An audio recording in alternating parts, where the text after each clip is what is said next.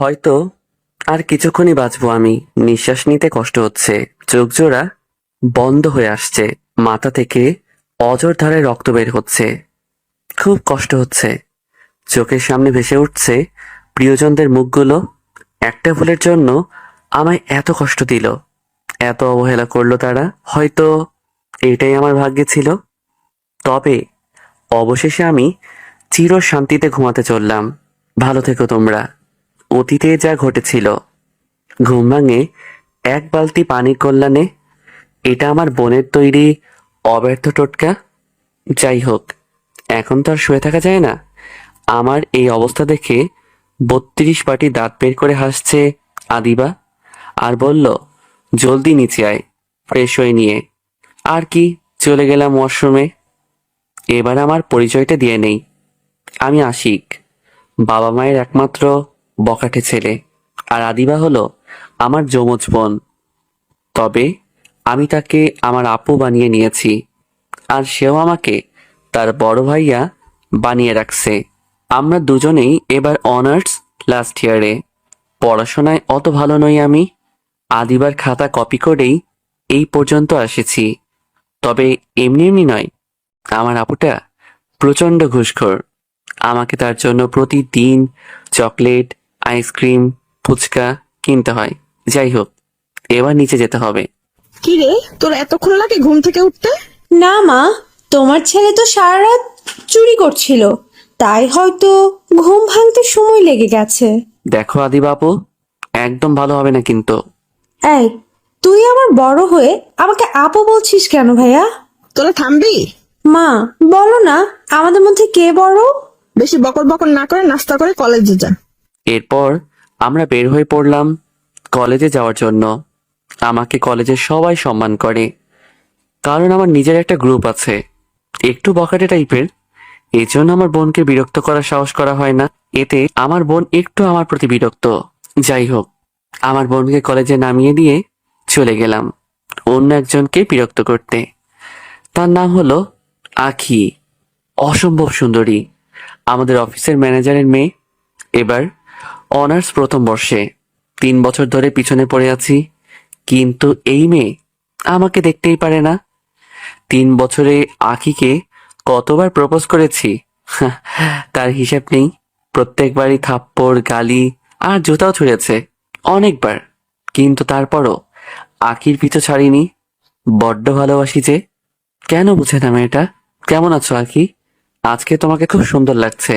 তুই আবার আইসস? তোকে না বললাম আমার সামনে আসবি না?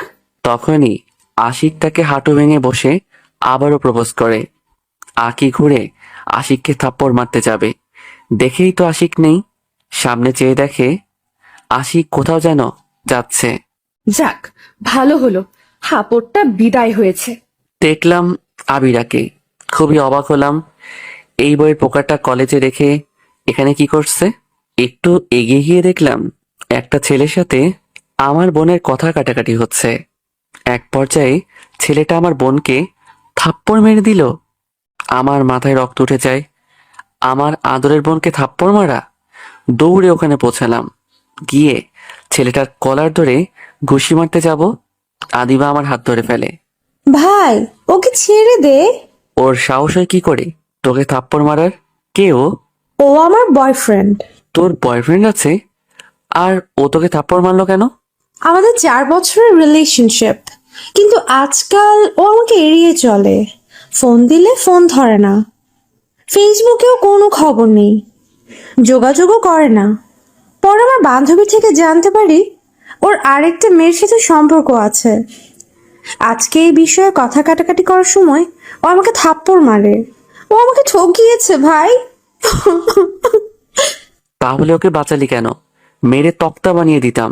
ভাই, আমি ওকে খুব ভালোবাসি। কেন করলো আমার সাথে এরকম? আমাকে জড়িয়ে ধরে কান্না করছে। আমি কান্না করে দিলাম, কারণ আমি আমার বোনের কান্না সহ্য করতে পারি না। চল, আগে বাড়ি চল, পরে দেখছি ছেলেটাকে। তারপর আমরা বাড়ি চলে আসি। মা আমাদের একসাথে দেখে খুবই অবাক হলো, কারণ আমি কখনো রাতের আগে বাড়ি ফিরি না। মা জিজ্ঞাসা করলো কি হয়েছে, কিন্তু আমি কিছু বললাম না। বললাম, আপুই নিয়ে এলো, কি কাজ নাকি আছে। তারপর আমি আপুকে তার রুমে দিয়ে আসি। এরপর নিজের রুমে এসে ফ্রেশ হয়ে গিয়ে আপুর রুমে যাই। গিয়ে দেখি আপু বালিশে মুখ গুজে কান্না করছে। আমি ওর মাথায় হাত রাখতেই আপু মাথা তুলল। আপুকে দেখে আমি ভয় পেয়ে গেলাম। কান্না করতে করতে চোখ মুখ ফুলিয়ে ফেলেছে। আমার বোনকে কখনো এতটা কাঁদতে দেখিনি। আমি আপুর রুম থেকে চলে আসি। এরপর আমার ছেলেদের দিয়ে ওই ছেলেটাকে ধরে আনি আর নিজের হাতে ইচ্ছে মতো পিটাই। তারপর হাসপাতালে ভর্তি করাই। তখনই দেখি আপু হাসপাতালে আসলো। এসেই আমাকে থাপ্পড় মারা শুরু করে দিল আর বলতে বলতে লাগলো, তুই ওকে মারলি কেন? তখনই হাসপাতালে ছেলেটির পরিবার আসলো। তখনই একটি মেয়ে এসে যা বলল তাতে আপু আর আমি দুজনেই অবাক হয়ে যাই। মেয়েটি নাকি ছেলেটার বউ। আপু বুঝতে পারলো ছেলেটা তাকে প্রথম থেকেই ঠকিয়ে এসেছে। আপু দৌড়ে ওখানে বেরিয়ে যায়। আমিও আপুর পিছু নিলাম।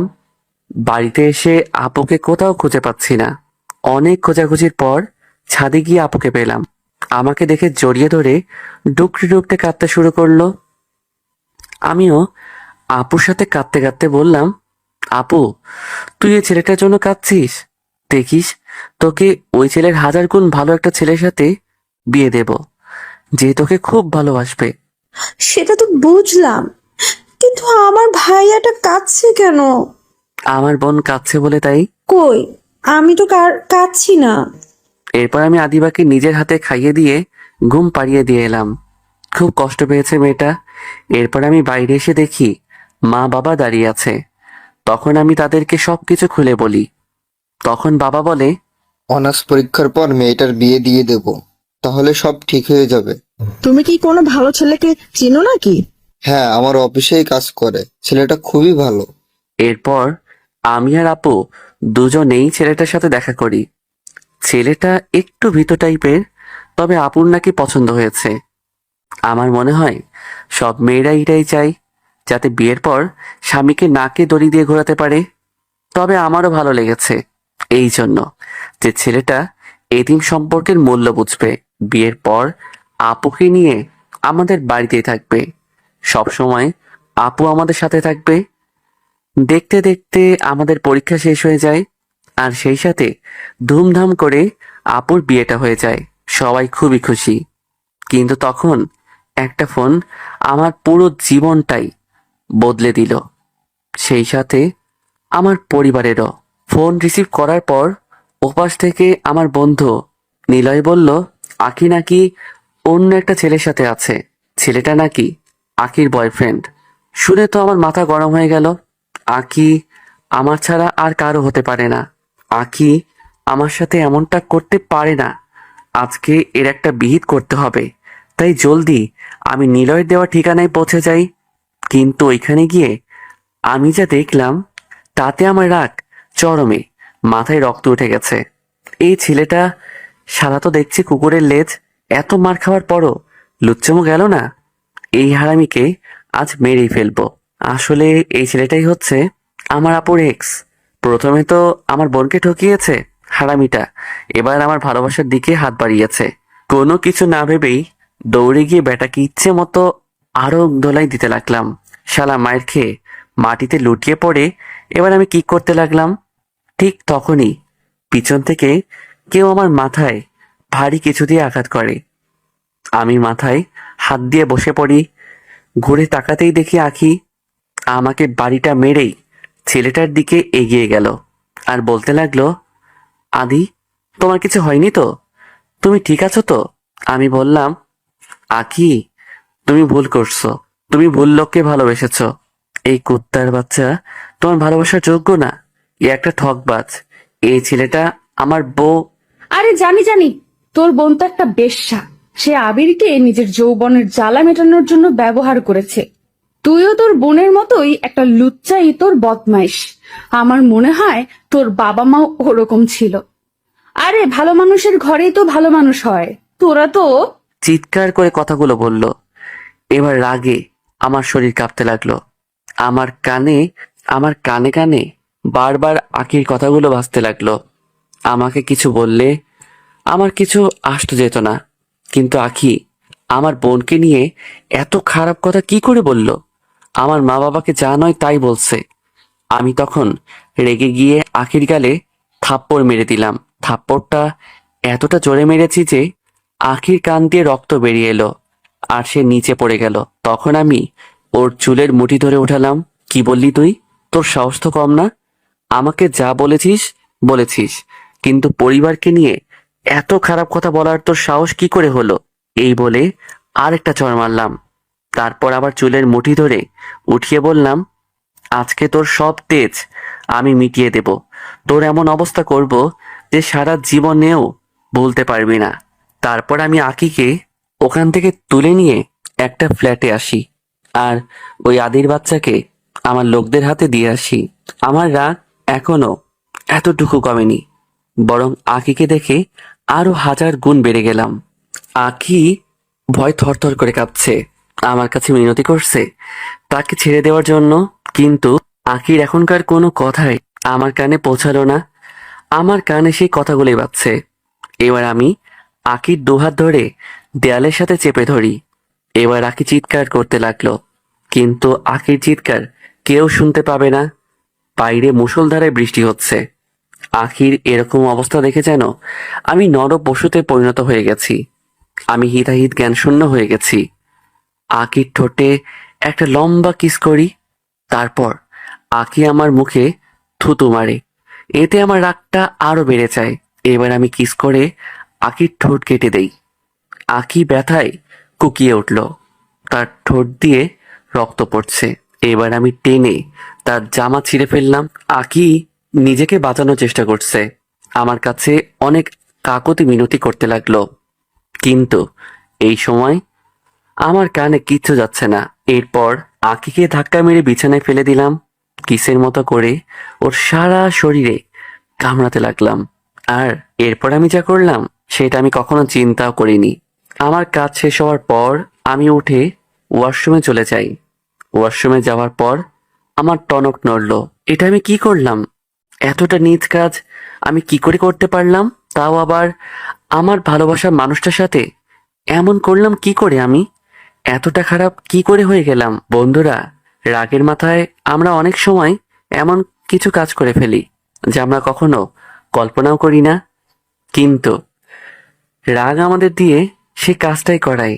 তাই আমাদের উচিত নিজের রাগকে সংযত করার চেষ্টা করা, কারণ কোনো কিছু করে ফেললে আমাদের তার জন্য চরম মূল্য দিতে হয়। তারপর আমি ওয়াশরুম থেকে বেরিয়ে আসি।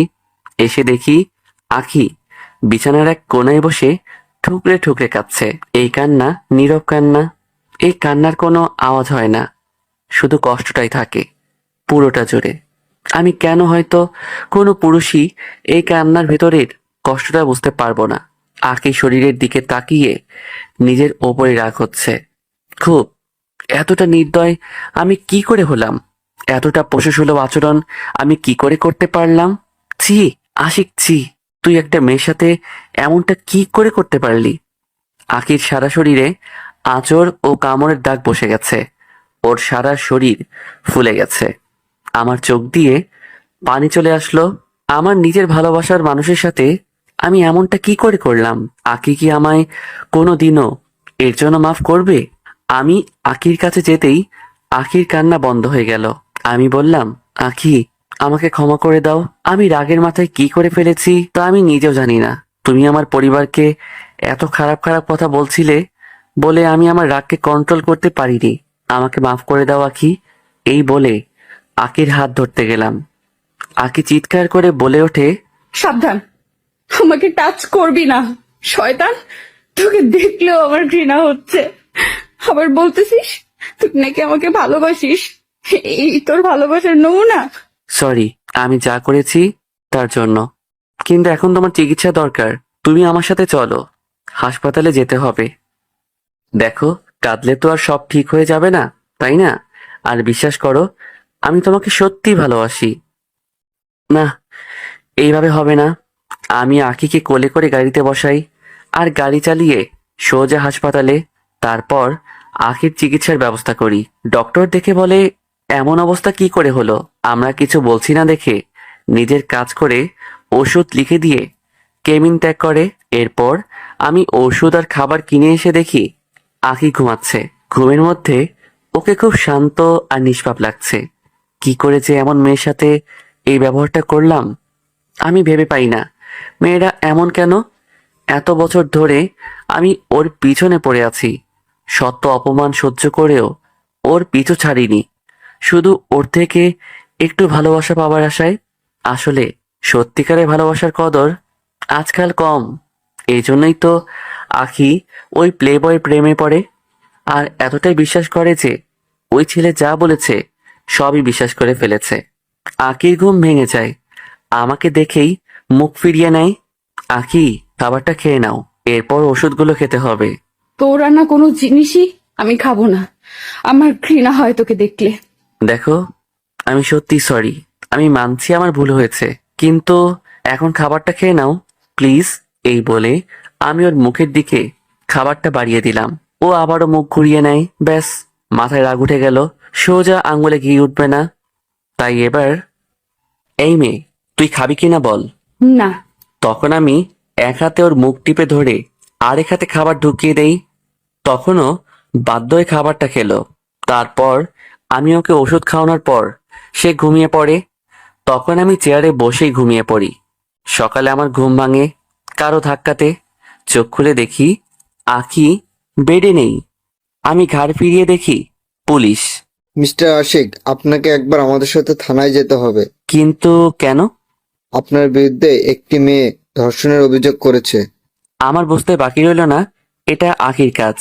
এরপর আমি পুলিশের সাথে থানায় পৌঁছালাম।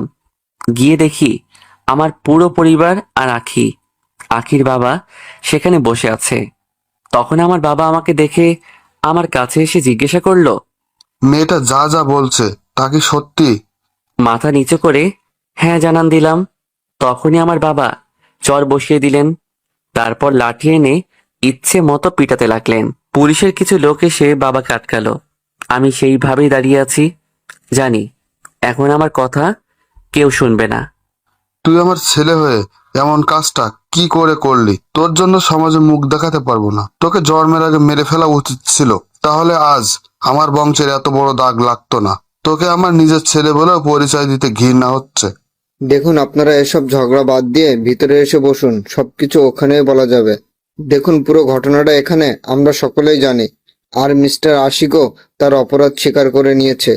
এখন আপনাদের কাছে দুইটা রাস্তা আছে। প্রথমত, আপনার ছেলে মেয়ের বিয়ে দিতে পারেন, এতে আপনাদের উভয় পরিবারের জন্যই ভালো হবে। আর দ্বিতীয়টা হলো, আশিকের শাস্তি এখন আপনারাই ঠিক করুন, কি করবেন। দুই পরিবার কিছুক্ষণ কথা বলে জানালো তারা বিয়ে করাবে, আর এতে আমিও রাজি। কারণটা তো জানিনি, কিন্তু তখনই আমি এই নরপশুটাকে বিয়ে করতে পারবো না। আমি বিচার চাই। এর এমন শাস্তি হোক যাতে আর কোনোদিনও এমন কাজ করতে না পারে। কি বলিস মা? এসব তোর জীবনটা নষ্ট হয়ে যাবে, সমাজে তোকে দুচ্ছেই করবে। এতক্ষণ কি কম কিছু হয়েছে বাবা?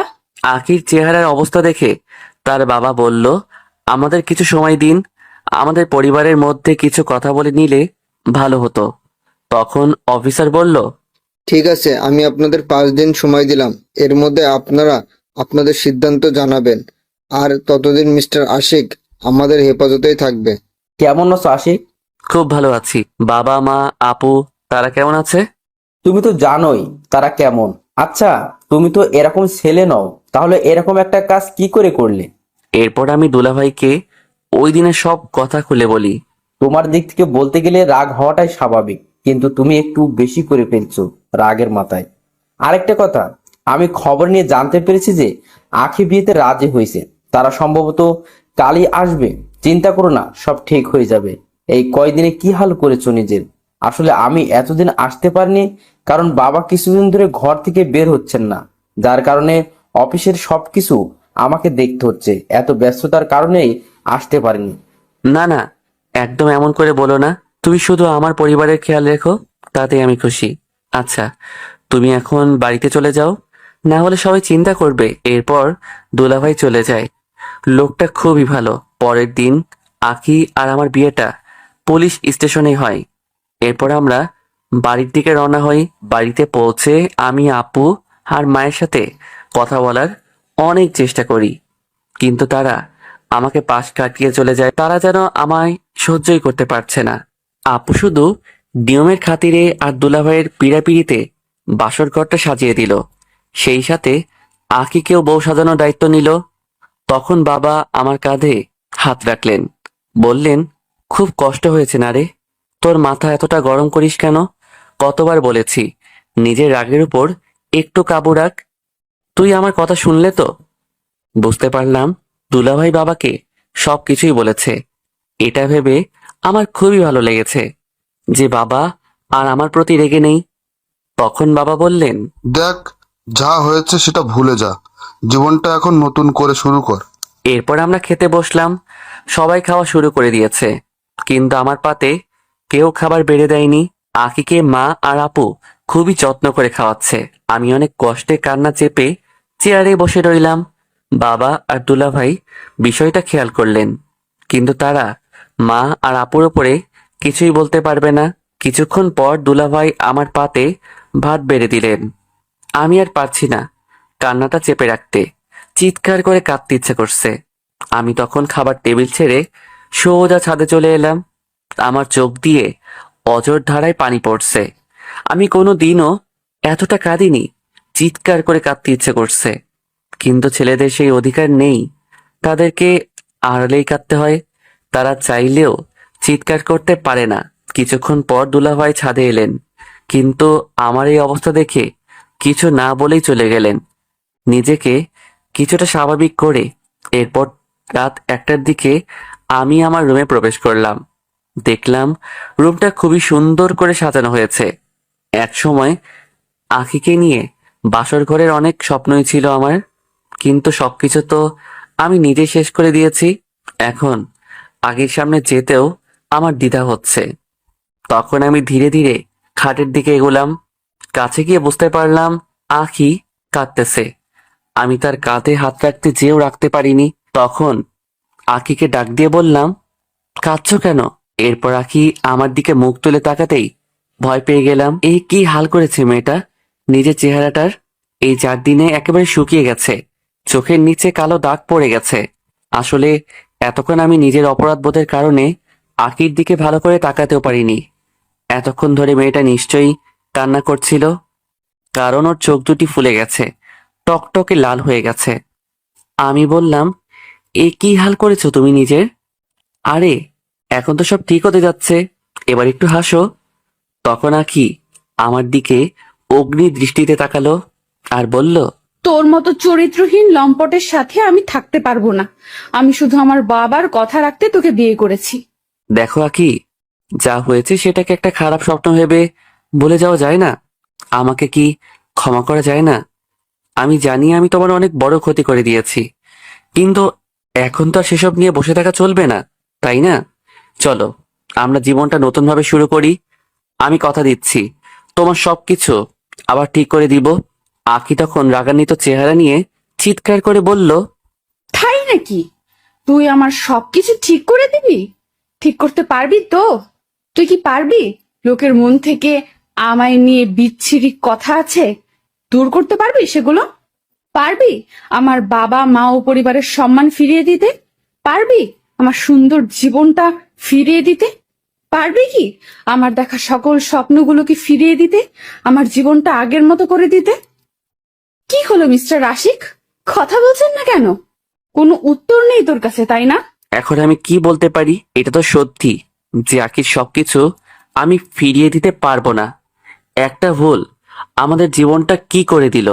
তোমার সবকিছু আমি আগের মতো হয়তো করে দিতে পারবো না, কিন্তু আমি কথা দিচ্ছি আমি যতটুকু পারি তোমাকে আবার স্বাভাবিক জীবন ফিরিয়ে দেওয়ার চেষ্টা করব। আমাকে এগুলো বলে লাভ নেই। হুঁ, তোকে খুব ভালো করেই চেনা হয়ে গেছে আমার। বিশ্বাস করো আখি, আমি যেটা করেছি সেটার জন্য আমি সত্যি অনুতপ্ত। বিশ্বাস করো, আমি তোমাকে সত্যি অনেক বেশি ভালোবাসি। আমার সামনে এই কুমিরের কান্না করে লাভ নেই। আর বলে দিচ্ছি, আমার কাছে ভুলেও স্বামীর অধিকার ফলাতে আসবি না। অবশ্য তুই তো জোর করে স্বামীর অধিকার আদায় করতে পারবি, সেটা আর বলার অপেক্ষা রাখে না। তোর মতো নোংরা পুরুষেরা সবকিছু পারে। চিন্তা করো না, আমি তোমার কাছে কখনো স্বামীর অধিকার ফলাতে আসবো না। যদি পারো এই অমানুষ নোংরা লোকটাকে ক্ষমা করে দিও। বলেই আমি একটা বালিশ আর চাদর নিয়ে সোফায় চলে আসলাম। খুব কষ্ট হচ্ছে আমার, সবাই আমার সাথে এমন বাজে বিহেভ করছে বলে। আরে মানুষ তো মাত্রই ভুল করে, তারা আমাকে আমার এই ভুলের জন্য ক্ষমা করে দিতে পারে না? আখির কথা না হয় ছেড়েই দিলাম, তার সাথে অন্যায় করেছি, এই জন্য আমাকে ক্ষমা করতে হয়তো একটু সময় লাগবে। কিন্তু আপু আর মা কেন আমার সাথে এমন করছে? আগে তো খাবার না খেলে মা আমার পিছনে খাবারের প্লেট নিয়ে দৌড়াতো, আর এখন আমার চোখ দিয়ে শুধু টপ টপ করে পানি পড়ছে। চোখের পানি গিয়ে সোফা ভিজিয়ে দিচ্ছে। আপুও তো প্রতিদিন আমার সাথে ঝগড়া না করলে তার পেটের ভাত হজম হতো না। কই, এখন তো আমার সাথে একটাও কথা বললো না। এইসব ভাবতে ভাবতেই ভেজা চোখ নিয়ে কখন যে ঘুমিয়ে পড়েছি। সকালে আমার ঘুম ভাঙলো 9টা 25-এ। কেউই আমাকে ডাকতে এলো না। আকি হয়তো নিচে চলে গেছে। আমিও ওয়াশরুমে ঢুকলাম, ফ্রেশ হয়ে নিচে গেলাম। গিয়ে দেখি সবাই ব্রেকফাস্ট করছে। মা আর আখি সবাইকে সার্ভ করছে। আমাকে দেখে আপু টেবিল ছেড়ে উঠে গেল। মা আর আখি রান্নাঘরের দিকে চলে গেল। মনটা খারাপ হয়ে গেল। আমাকে দেখে দুলাভাই বলল, আরে শালাবাবু যে, এসো এসো খেয়ে নাও। আমার খাওয়ার ইচ্ছাই চলে গেল। তাই কিছু না বলেই বাড়ি থেকে বেরিয়ে যাই। বেরোনোর পর আমার সেই ক্লাবে চলে যাই। সেখানে সবার সাথে কথা বলে মনটা অনেক ভালো হয়ে গেল। সবকিছু প্রায় ভুলেই গেলাম। সারাদিন বন্ধুদের আড্ডা, খাওয়া দাওয়া ও ঘোরাঘুরি করে কাটিয়ে দেই। এখন আমি আর আমার বেস্ট ফ্রেন্ড নিলয় আমাদের প্রিয় জায়গা নদীর পাড়ের টুলটাতে বসে আছি। তখনই কিরে, তোর মনটা তো খারাপ কেন? কখন থেকে খেয়াল করছি তুই কথা খুবই কম বলছিস। কি হয়েছে কি? আবার কোনো সমস্যা হয়েছে? বন্ধু হয়তো এমনই হয়, শালা ঠিকই বুঝে গেছে আমার মনের কষ্টের কথা। তারপরে বললাম, আরে না, তেমন কিছু না মামা, ছাড় এইসব। তা তোর জিএফ এর খবর কি? আবারও চাকা দিছে নাকি? নিলয় আমার দিকে রাগী লোক নিয়ে চাইলো। না, এবারে কি হয়েছে না জেনে আমাকে ছাড়বে না। তখন আমি সবকিছু ওকে খুলে বলি। আরে মামা, চাপ নিস না, সবকিছু ঠিক হয়ে যাবে। আমি ঘড়ির দিকে চেয়ে দেখি 8টা বেজে গেছে। তাই আমি অভ্যাস মতো আপুর জন্য চটপটি আর ফুচকা নিলাম। আগেই বলেছি যে প্রতিদিন আপুর জন্য কিছু না কিছু আমায় নিতে হতো, তাই আজকেও নিলাম। সেই সাথে আখির জন্য নিলাম। তারপর বাড়ির দিকে রওনা দিলাম। বাড়ি পৌঁছে আমি সোজা আপুর রুমে গিয়ে নক করি। দুলাভাই দরজা খুললো। আরে তুমি সারাদিন কোথায় ছিলে? এসো ভিতরে এসো। আমি ভেতরে গিয়ে বললাম, আপু নে, তোর জন্য এগুলো আনলাম। আপু আমাকে দেখেই মুখ ঘুরিয়ে খাটের অন্য পাশে গিয়ে বসে পড়ল। তখন দুলাভাই বলল, কি হলো, নিচ্ছ না কেন? একটু আগে তো আমাকে বললে এনে দিতে, এখন তো শালাবাবু নিয়ে এলো, নিচ্ছ না কেন? আর আগে তো আশিক একদিন ভুলে গিয়ে এই চটপটি ফুচকা কিংবা আইসক্রিম না আনলে পুরো বাড়ি মাথায় তুলে নাচতে। আপুর কোনো রিয়াকশন নাই। আমি এগিয়ে গিয়ে বললাম, আপু আমাকে কি ক্ষমা করা যায় না? অ্যাটলিস্ট একটা সুযোগ তো দিবি আমাকে। আরে কথা বলছিস না কেন? গালিও দে, কথা শোনা, কিন্তু প্লিজ এভাবে চুপ করে থাকিস না। আশিক, এগুলো দিয়ে যাও, আমি তোমার আপুকে দিয়ে দিব। এবার চোখ দিয়ে জল পড়তে লাগলো, কিন্তু আমি ভালো করে জানি আপু ওগুলো ছুঁয়ে দেখবে না। এরপর আমি চোখের জল মুছতে মুছতে রুমের দিকে গেলাম। রুমে ঢুকেই দেখলাম আখি কাপড় চেঞ্জ করছে। আখি আমাকে দেখতে পেরে কোনো রকমে নিজের শরীর ঢাকে। লুচ্চা ইতর, তুই কোনোদিনও শুধরাবি না। তুই নক না করে ইচ্ছে করে রুমে ঢুকে গেলি। আখি বিশ্বাস করো, আমি ইচ্ছে করে এটা করিনি। তারপর রুম থেকে বেরিয়ে যাই। কিছুক্ষণ পর আখি দরজা খুললো। আমি ঢুকে ওর হাতে প্যাকেটটা দিলাম। ও প্যাকেটটা নিল, কিন্তু নিয়ে সোজা ডাস্টবিনে ফেলে দিল আর বলল, তোকে না বলেছি তোর আনা কোনো জিনিসই আমি খাবো না, আমার ঘৃণা হয়।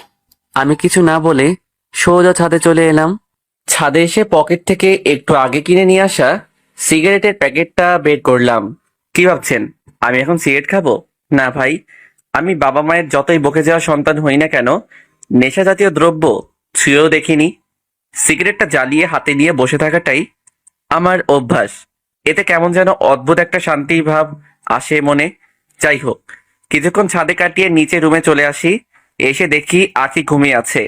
ওর ঘুমন্ত মুখটা কত মিষ্টি, একেবারে বাচ্চাদের মতো, দেখলেই আদর করতে ইচ্ছে হয়।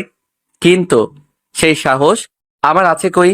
বাই চান্স ঘুমটা ভেঙে গেলে আমার ঘাড় মটকে দিবে মেয়েটা। আর কি, এখন সোফায় শুয়ে আখির মায়াবী মুখটি দেখতে দেখতে ঘুমিয়ে পড়লাম। আজকেও কেউ ডাক দিতে আসেনি। আমি ঘুম থেকে উঠে ফ্রেশ হই নেই, কিন্তু এখন আর নিচে যাব না, কারণ আমাকে দেখলেই তো সবার খাওয়া বন্ধ হয়ে যাবে। আমি সোফাতেই বসে বসে ফোনটা বের করে টাইম পাস করতে লাগলাম।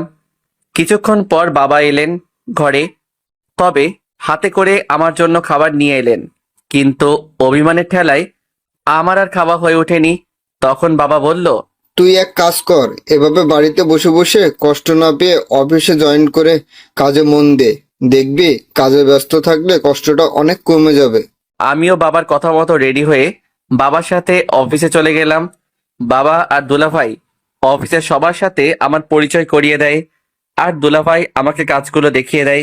ব্যাস, এখন কাজে মন দিলাম। এইভাবেই আমার দিন কাটতে লাগলো। মায়ের কাছে অনেকবার ক্ষমা চেয়েছি, কিন্তু কোনো লাভ হয়নি। মা বলে আমার জন্য নাকি তিনি কলঙ্ক গর্ভা হয়েছেন। আপু, আকি সেই আগের মতোই রয়ে গেল। এভাবে সবার অবহেলা নিয়ে কেটে গেল প্রায় 1 মাস। অবশ্য এখন আমি নিজেই তাদেরকে আমার এই অমানুষ চেহারাটা আর দেখাই না। দেখবে কি করে? আমি খুব সকালে ঘুম থেকে উঠে সোজা রেডি হয়ে বাইরে এসে সকালে নাস্তা করি। কারণটা নিশ্চয়ই আপনাদের অজানা নয়। এরপর সারাদিন অফিসের কাজ নিয়ে ব্যস্ত রাখি নিজেকে, এতে কষ্টটা একটু কম মনে হয় আর কি। প্রথম 1 মাস আমি অফিস থেকে দুপুরে টিফিন পিরিয়ডে আকিকে সবসময় ফোন করে খবর নিতাম, এই যে খেয়েছে কিনা, কিন্তু তার বদলে প্রত্যেকবারই গালিগালাজ শুনতে হয়েছে। এখন আর ফোন দেই না, শুধু শুধু কষ্ট পেয়ে লাভ কি? এখন আমার একটা নিজস্ব রুটিন আছে। একদম সকালে ঘুম থেকে উঠে রেডি হওয়া, তারপর বাইরে কিছুক্ষণ ঘোরাঘুরি করা, তারপর সকালে নাস্তাটা আজিম মামার হোটেলে করে অফিসে চলে আসা, এরপর কাজের মধ্যে ডুবে থাকা, দুপুরে টিফিন পিরিয়ডে ক্যান্টিনে গিয়ে লাঞ্চ সেরে নেওয়া। অবশ্য বাবা দুলাভাই আমাকে জোরাজোরি করে বাড়িতে গিয়ে খাবার খাওয়ার জন্য, কিন্তু আমি একটা কথাই বলি যে আমি কারো অস্বস্তির কারণ হতে চাই না। তারা আর কিছু বলতে পারে না। অফিস শেষে আমি বন্ধুদের সাথে আড্ডা দিয়ে অনেক রাত করে বাসায় ফিরি, যখন সবাই ঘুমিয়ে পড়ে। এতে হয়তো আঁখি খুবই খুশি, কারণ আমার চেহারাটা আর তাকে দেখতে হয় না, মা বোনেরও আর মুখ কালো করতে হয় না। যাই হোক, একদিন অফিসে কাজ করছিলাম, তখন বাবা আমাকে ফোন দিয়ে বলল জলদি বাড়িতে যেতে। আমি ভয় পেয়ে কারণ জিজ্ঞাসা করতেই বলল আঁকি নাকি অসুস্থ হয়ে পড়েছে। আমি তখন বাড়িতে গিয়ে দেখি সবাই ড্রয়িং রুমে বসে আছে, আঁকি এখানে নেই। আমি গিয়ে জিজ্ঞাসা করলাম কি হয়েছে, সবার মুখই গম্ভীর। তখন আবার জিজ্ঞাসা করলাম বলবে তো কি হয়েছে। আপু আর মা যেহেতু আমার সাথে কথা বলে না, বাবা দুলা ভাইয়াও কিছু বলছে না। এরপর আমি জিজ্ঞেস করলাম আঁকি কোথায়? মা বলল ঘরেই আছে। আমি তখন সোজা ঘরে চলে আসলাম। এসে দেখি আঁকি মন খারাপ করে বসে আছে। আমি কাছে গিয়ে জিজ্ঞেস করলাম কি হয়েছে আঁকি?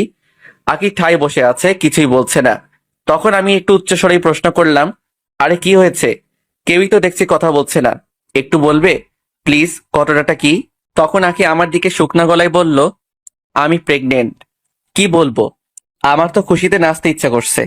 তখন হাসি মাখা মুখে আঁকিকে বললাম এত ভালো একটা খুশির খবর তুমি এইভাবে মন খারাপ করে বলছো কেন? তখন আঁকির পেঁচা মার্কা মুখের ভঙ্গি দেখে আমার হাসি থেমে গেল। আমি অ্যাবর্শন করব। এই বাচ্চা আমি রাখতে পারবো না। কি বলছো এইসব পাগলের মতো? তোমার মাথা ঠিক আছে? তখন আমি রেগে যাই আর চেঁচিয়ে চেঁচিয়ে বলে আমি তোর মতো নোংরা চরিত্রহীন বদমাইশ ছেলের সন্তান আমার পেটে রাখতে পারবো না। আমার নিজেকে ডাস্টবিনের মতো লাগছে। এই সন্তানও তোর মতো একটা অমানুষই হবে। তাছাড়া ওই দিনটার কোনো স্মৃতিই আমি রাখতে চাই না। আখির এই কথায় আমার রাগ উঠে যায়।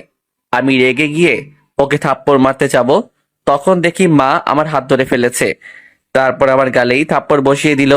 আইসে গরিবের মাদার তেরেসা, নিজের ছেলের কষ্টটা দেখতে পাচ্ছে না, অথচ বাইরের একটা মেয়েকে নিয়ে কি ন্যাকামো। মা তুমি জানো না এই মেয়েটা কি বলেছে? এই একটা নিষ্পাপ শিশুকে অপবাদ দিচ্ছে, যার এখনো জন্মই হয়নি। আবার বলছে আখি নাকি এই বাচ্চাটা রাখবে না। তুমি বলো মা, ওর কাজটা কি ঠিক হবে? তখন মা যা বলল তাতে আমার পায়ের মাটি যেন সরে গেল। মা এই কথা কি করে বলতে পারলো?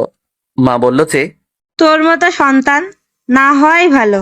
এর কি গ্যারান্টি আছে যে বাচ্চাটা বড় হয়ে তোর মতো হবে না?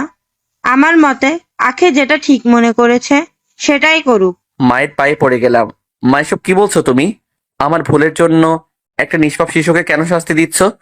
তোমরা আমাকে যে শাস্তি দিচ্ছ আমি তো তার মেনে নিয়েছি। তোমাদের যদি আমাকে আরো শাস্তি দেওয়ার ইচ্ছে হয় তাহলে আমাকে দাও, প্লিজ। আখিকে বলো না এমনটা যেন না করে।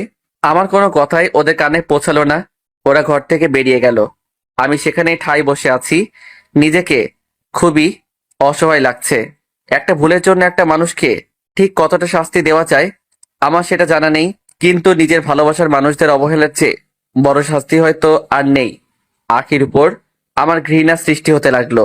নিজের মাকে কেমন যেন অপরিচিত লাগতে লাগলো। ওই দিন আর বাইরে বেরোইনি, ঘরের ভেতরে ছিলাম। রাতের বেলা ছাদে চলে যাই। রাতের আঁধারের সাথে নিজের সকল দুঃখগুলো মিশিয়ে দেওয়ার চেষ্টা করলাম, যাতে সকালে সূর্যের স্নিগ্ধ আলোর সাথে সাথে আমার দুঃখ কষ্টগুলো মিলিয়ে যায়। কিন্তু সে চেষ্টা বৃথা। হঠাৎ করে বৃষ্টি শুরু হলো। বৃষ্টি আমার তেমন ভালো লাগে না, কিছুক্ষণ ভিজলেই জ্বর এসে যায়। কিন্তু আজকে কেমন যেন অদ্ভুত রকম ভালো লাগা কাজ করছে। বৃষ্টির ফোঁটায় ফোঁটায় যেন আমার কষ্টগুলো ধুয়ে যাচ্ছে। আমার শরীর, মন, মস্তিষ্ক সব যেন কেমন ঠান্ডা হয়ে আসছে। এই যেন এক অনন্য অনুভূতি। যতক্ষণ বৃষ্টি ছিল ততক্ষণই ভিজলাম। বৃষ্টি থামার পর ছাদ থেকে নেমে পড়ি, তারপর ওয়াশরুমে গিয়ে চেঞ্জ করে নেই, তারপর সোফায় গিয়ে শুয়ে পড়ি। রাতে খুব জ্বর আসে। সকালে চোখ খুলতেই দেখি বাবা আমার মাথায় জল ঢালছে। তারপর আমাকে খাবার খাওয়ার জন্য বলে, আমি না করে দেই। তারপর আমাকে বিছানায় শুইয়ে দিয়ে চলে যান তিনি।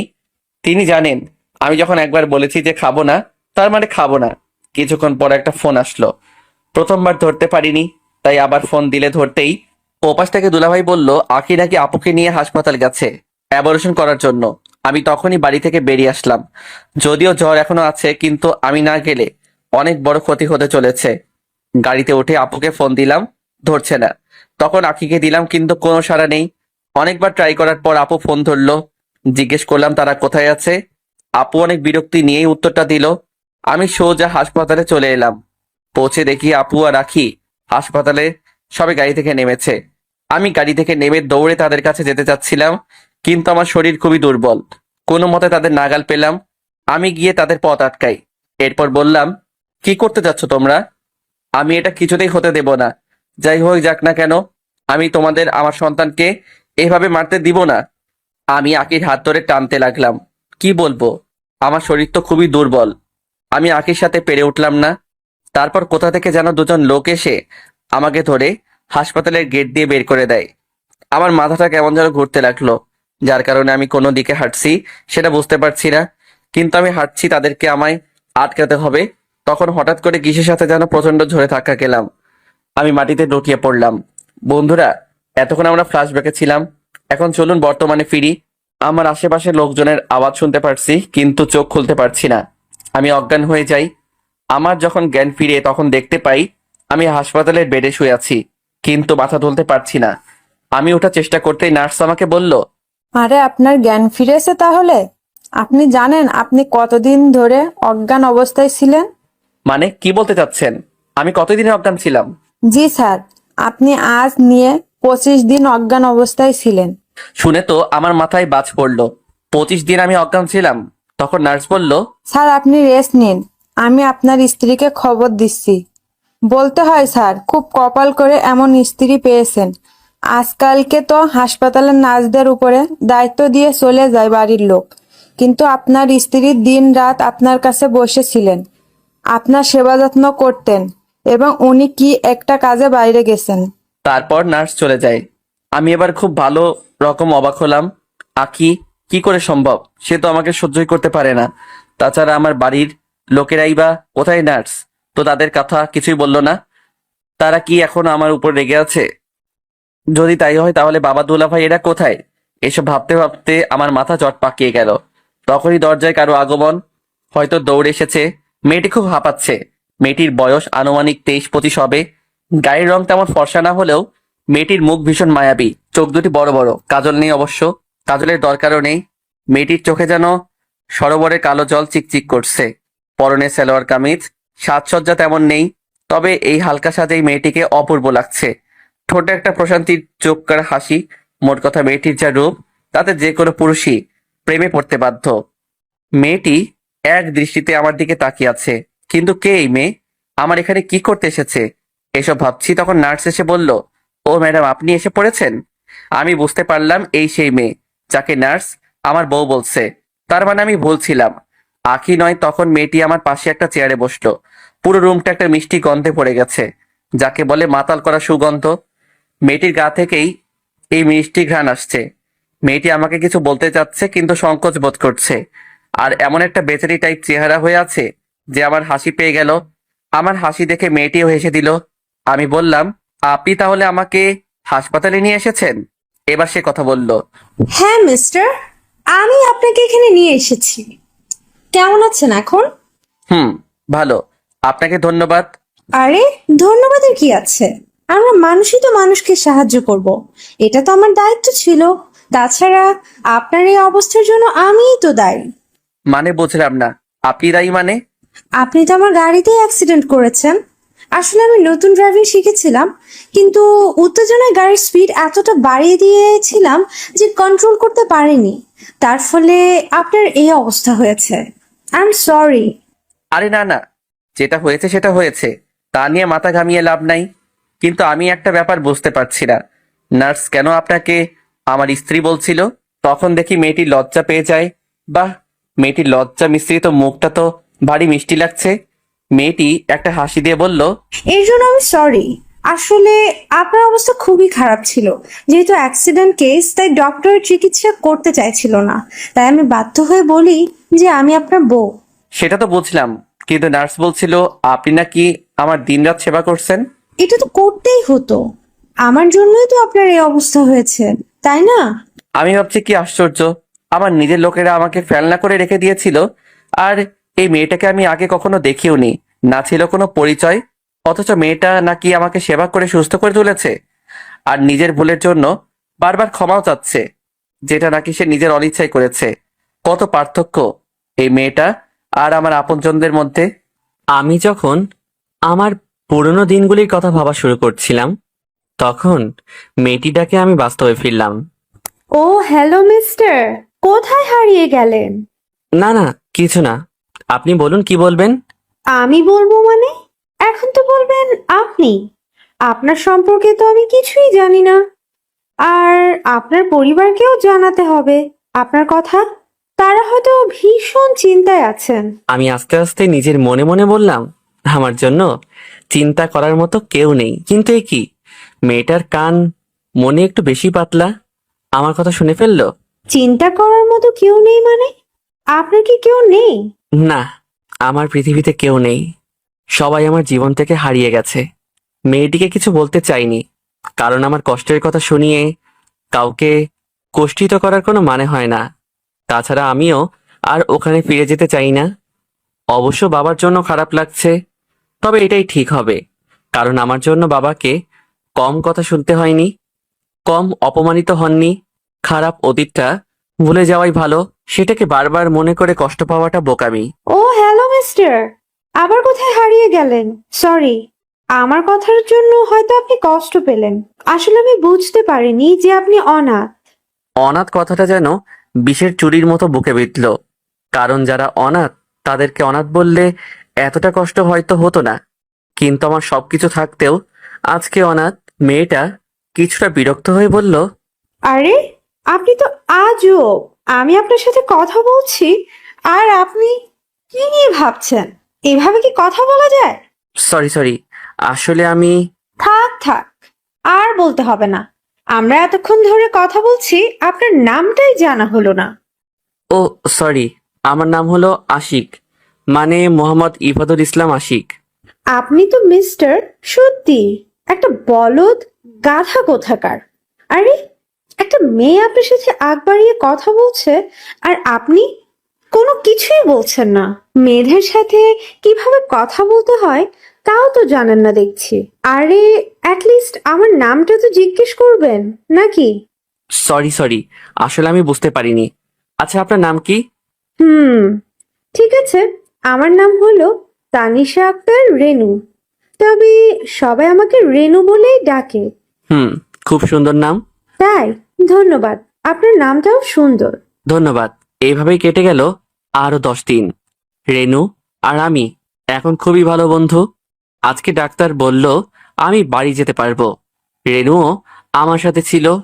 রেনু বলল, চলো আশিক, তাহলে আমরা এখনই বাড়িতে চলে যাই। বাড়িতে নাই মানে? কোথায়? কেন, আমাদের বাড়ি যাবে না?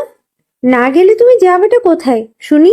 আমাকে আর কিছু বলতে না দিয়েই রেনু আমার হাত ধরে টানতে টানতে গাড়ির কাছে নিয়ে গেল। আমাকে সামনের সিটে বসিয়ে দিয়ে নিজে গিয়ে ড্রাইভিং সিটে বসলো। আমি বললাম, তুমি গাড়ি চালাবা?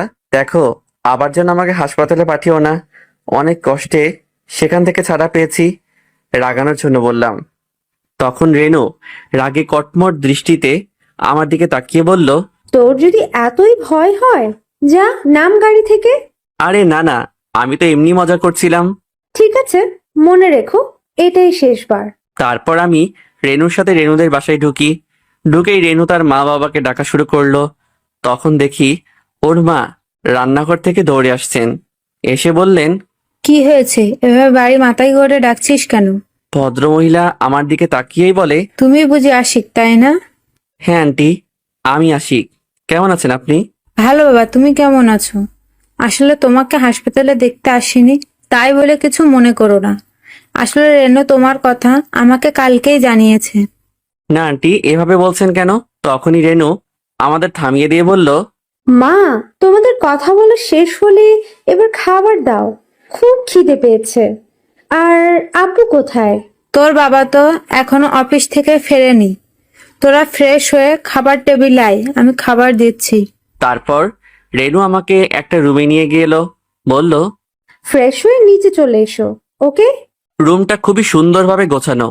এরপর রেনু চলে যায়। আমিও ফ্রেশ হয়ে নিচে আসি। নিচে এসে দেখলাম রেনু একজন আঙ্কেলের সাথে কথা বলছে। আমি বুঝতে পারলাম এটাই রেনুর বাবা। আমি কি জিজ্ঞেস করলাম, কেমন আছেন আঙ্কেল? তিনি আমার দিকে তাকিয়ে থেকে বললেন, তুমি আশিক, তাই না? হুম। তখন আঙ্কেল আমায় কি একটা বলতে যাবে, রেনু তাকে থামিয়ে দিয়ে বলে, তোমার যা জানার ইচ্ছা পরে জেনে নিও, এখন প্লিজ খেতে বসো, আমার খুবই খিদে পেয়েছে। রেনুর কথায় সবাই খেতে বসে পড়ি। তারপর খাওয়া দাওয়ার পর আমি রুমে চলে আসি। শরীরটা খুব ক্লান্ত ছিল, তাই এসেই ঘুমিয়ে পড়ি। তখনই কেউ আমাকে ঠেলে ঘুম থেকে উঠালো। চোখ খুলতেই দেখি রেনু। আমি সাথে সাথে উঠে বসে পড়ি। বললাম, তুমি এখানে কি করছো? কেন, আমি আসতে পারি না? আর এমনি এমনি আসিনি, তুমি কি ওষুধ খেয়েছো? না, খাইনি। আসলে একটু বেশি ক্লান্ত লাগছিল, তাই বিছানায় শুতেই ঘুম চলে আসে। ঠিক আছে, এই নাও, ওষুধটা খেয়ে ঘুমিয়ে পড়ো, কালকে কথা হবে। তারপর রেনু একটা মিষ্টি হাসি দিয়ে চলে যায়। মেয়েটা খুবই ভালো, সরলতা আছে তার সবকিছুতেই। এত বড়লোক বাপের একমাত্র মেয়েরা সাধারণত এমন হয় না, এটা বলতেই হবে। রেনু সবার থেকে আলাদা। আপনারা হয়তো ভাবছেন আমি রেনুর প্রেমে পড়েছি। না ভাই, আমি ওই দিকটাতে আর যেতে চাই না, আর কোনো রকম সম্পর্কেও জড়াতে চাই না।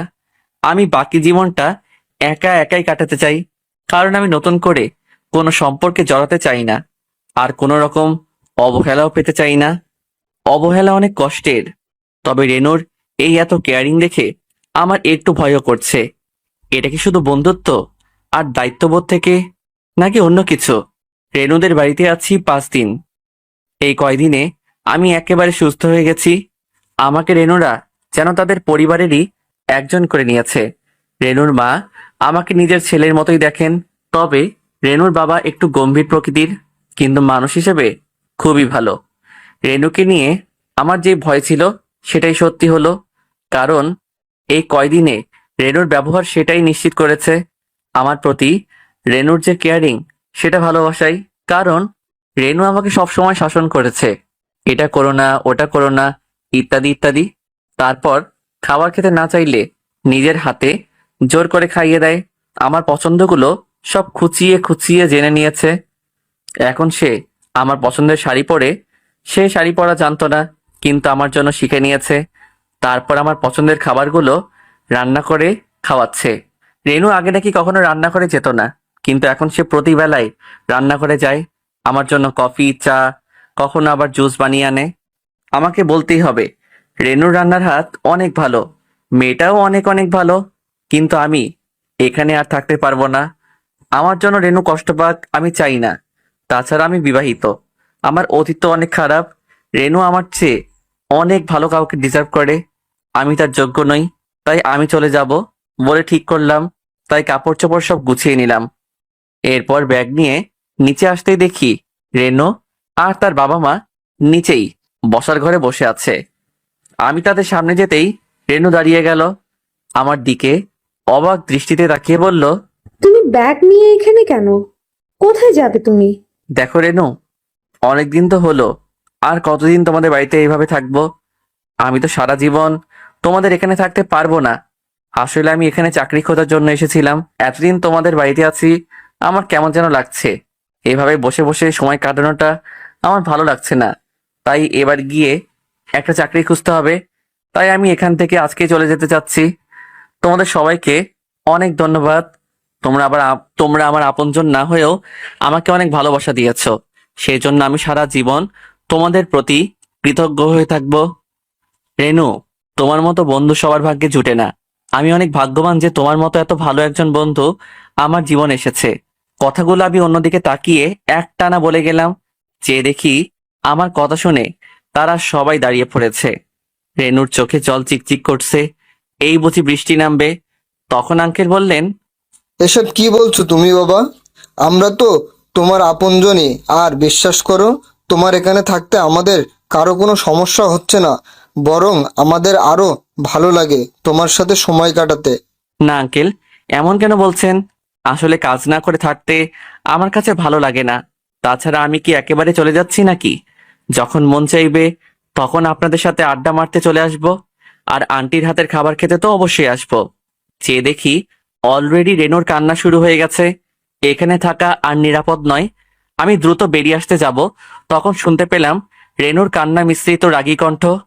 তুই যদি আর এক পা আগাস, তাহলে হাত পা ভেঙে আবার হাসপাতালে ফেলে আসবো। এই মেয়ে বলে কি? তবে এই মেয়ের কোনো বিশ্বাস নেই, রাগের মাথায় সবকিছুই করতে পারে। তাই পা সামনে আগানোর সাহস করে উঠতে পারলাম না। আমি ওখানে থেমে যাই।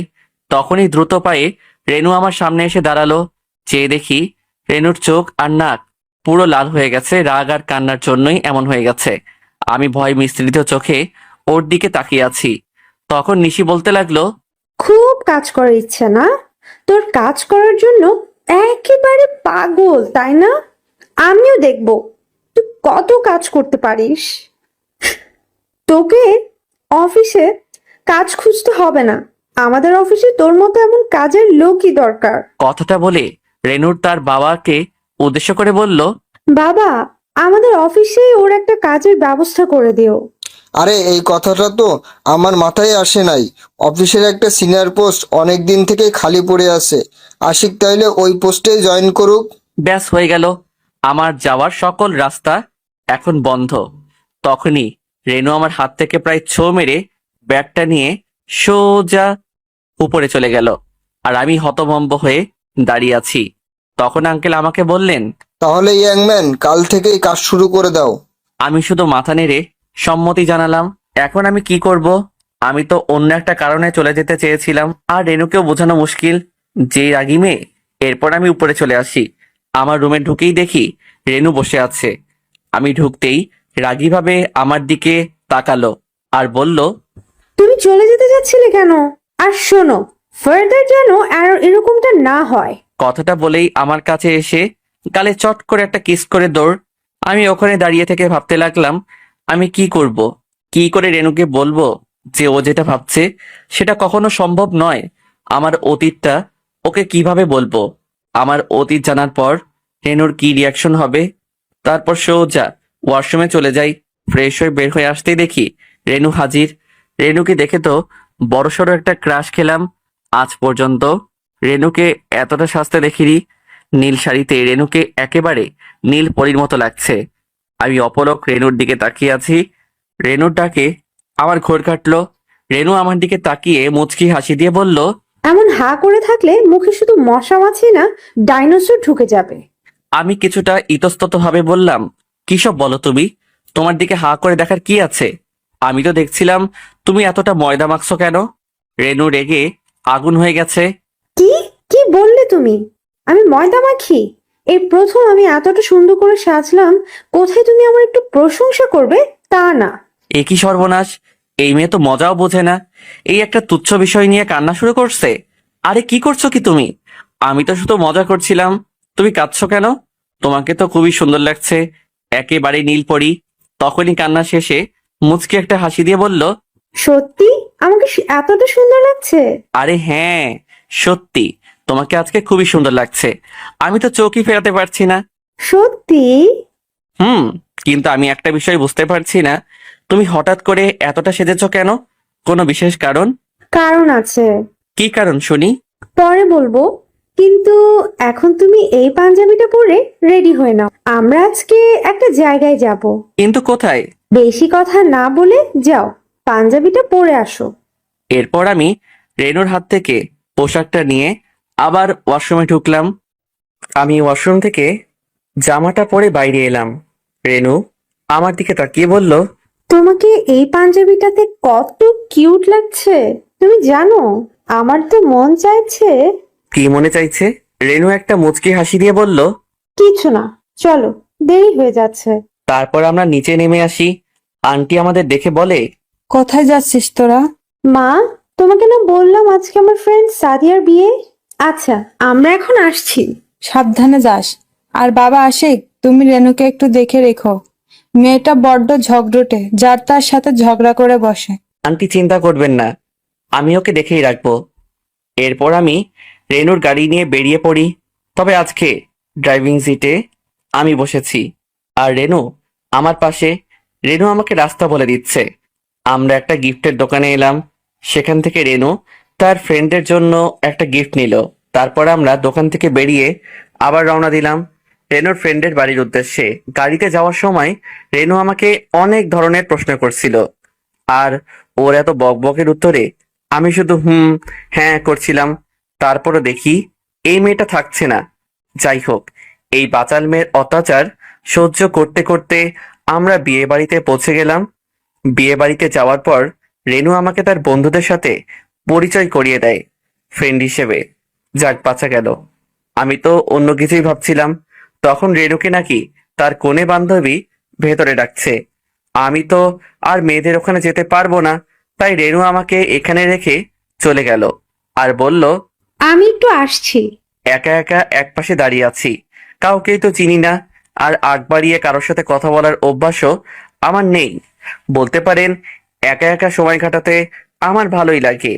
তখনই আমার শান্তি বিনষ্ট করতে চলে আসলো একটা ময়দা সুন্দরী। মেয়েটি রেনুরি ফ্রেন্ড, নাম হয়তো শান্তি। কি অশান্তি! মেয়েটা এসে একেবারে আমার গা ঘেঁষে দাঁড়িয়েছে। তাই আমি একটু পিছিয়ে যাই। তখনই অশান্তি মানে শান্তি বলল, হাই, আমায় চিনতে পারছেন? চিনবো না কেন? একটু আগেই তো কথা হলো। আপনাকে না এই নীল পাঞ্জাবিতে অনেক কিউট লাগছে। থ্যাংক ইউ, আপনাকে অনেক সুন্দর লাগছে। শান্তি খুশিতে গদগদ হয়ে বলল। সত্যি? আমি এটা বুঝতে পারি না, মেয়েরা এতটা আদিগিল্লা কেন হয়? তারপর আমি বললাম, হুম। আচ্ছা, একটা প্রশ্ন করব? হ্যাঁ বলুন, কি বলবেন? আচ্ছা, আপনার কোনো জিএফ আছে? না, নাই। ও মা, কি বলছেন আপনি? আপনার মতো এমন একটা কিউট ছেলের জিএফ নাই। সত্যি অবিশ্বাস্য। ও মাই গড, এই মেয়ে তো দেখছি একেবারে পাক্কা ফ্ল্যাট রানী। ছেলেদের কি করে ফ্ল্যাট করতে হয় ভালো করেই জানে। না বাবা, এখান থেকে কেটে পড়াই ভালো। এরপর হয়তো সোজা প্রপোজ করে বসবে। আমি হালকা গলা খাকড়িয়ে বললাম, এক্সকিউজ মি, আমি একটু আসছি। এই মেয়ে তো পুরাই জোক। শান্তি বলল, আর একটু দাঁড়ান না, একটা কথা ছিল। জি বলুন, কি বলবেন? তখনই শান্তি কোথা দেখে যেন একটা গোলাপ এনে আমাকে সোজা প্রপোজ করে বসলো। ঠিক সেই মুহূর্তেই রেনুর আগমন। রেনুর আগে ফুঁসতে ফুঁসতে কাছে এসে এমন একটা ধাক্কা দিল যে শান্তি সামলাতে না পেরে পাশে থাকা ছেলেটার উপর গিয়ে পড়ে। তারপর রেনু শান্তিকে উদ্দেশ্য করে বলে, হারামজাদি, তোর সাহস কি করে হলো আশিককে প্রপোজ করার? তাতে তোর সমস্যা কি? আশিক তোর বিএফ নাকি বিয়ে করা বর যে অন্য কেউ তাকে প্রপোজ করতে পারবে না? আন্টি আমাকে আগে সাবধান করে দিয়েছিল যে রেনু ঝগড়ুটে একটা মেয়ে। এই জন্য রেনু শান্তির পুরো একটা লঙ্কা কাণ্ড বাঁধিয়ে দিছে। এখন আমি কি করব? বিয়ে বাড়ির সবাই আমাদের দিকে তাকিয়ে আছে। আমি তখন রেনুকে রীতিমতো টানতে টানতে নিয়ে অন্যদিকে নিয়ে গেলাম। রাগে রেনুর নাক মুখ পুরো লাল হয়ে গেছে। আমি জিজ্ঞেস করলাম, তুমি এটা কি করলা? শুধু শুধু শান্তির সাথে এইভাবে ঝগড়া কেন করছিলে? ওই শান্তির সাহস কি করে হয় তোমাকে প্রপোজ করার? আর উল্টা এই প্রশ্ন করলাম না যে তাতে তোমার কি, কারণ যদি এই প্রশ্নটা করে ফেলি তাহলে আমার কপালে শনি আছে। রাগের মাথায় রেনু আমাকে প্রপোজ কি বিয়ে করে ফেলতে পারে। তাই আর কথা বাড়াতে না গিয়ে রেনুকে বললাম, এসব বাদ দাও, এখন চলো, বিয়ে শুরু হতে যাচ্ছে। তারপর রেনু কিছুটা শান্ত হয়ে আমার হাতটা শক্ত করে জড়িয়ে ধরে বিয়ের জায়গায় পৌঁছালো। আমি আর কিছু বললাম না। রেনু ওই পুরো অনুষ্ঠানে আমার হাতটা একবারের জন্য ছাড়ে নাই। তারপর সবকিছু সম্পন্ন করে বিয়ে বাড়ি থেকে বের হতে অনেকটা রাত হয়ে গেল। আমরা গাড়িতে গিয়ে উঠলাম। গাড়ি স্টার্ট দিতে দিতেই মুষলধারে বৃষ্টি শুরু হয়ে গেল। তখন ঘটলো আরেক বিপত্তি। বাড়ির 1 কিলোমিটার কাছাকাছি আসতেই গাড়ি বাবাজি যান ছেড়ে দিলেন। এখন কি করব?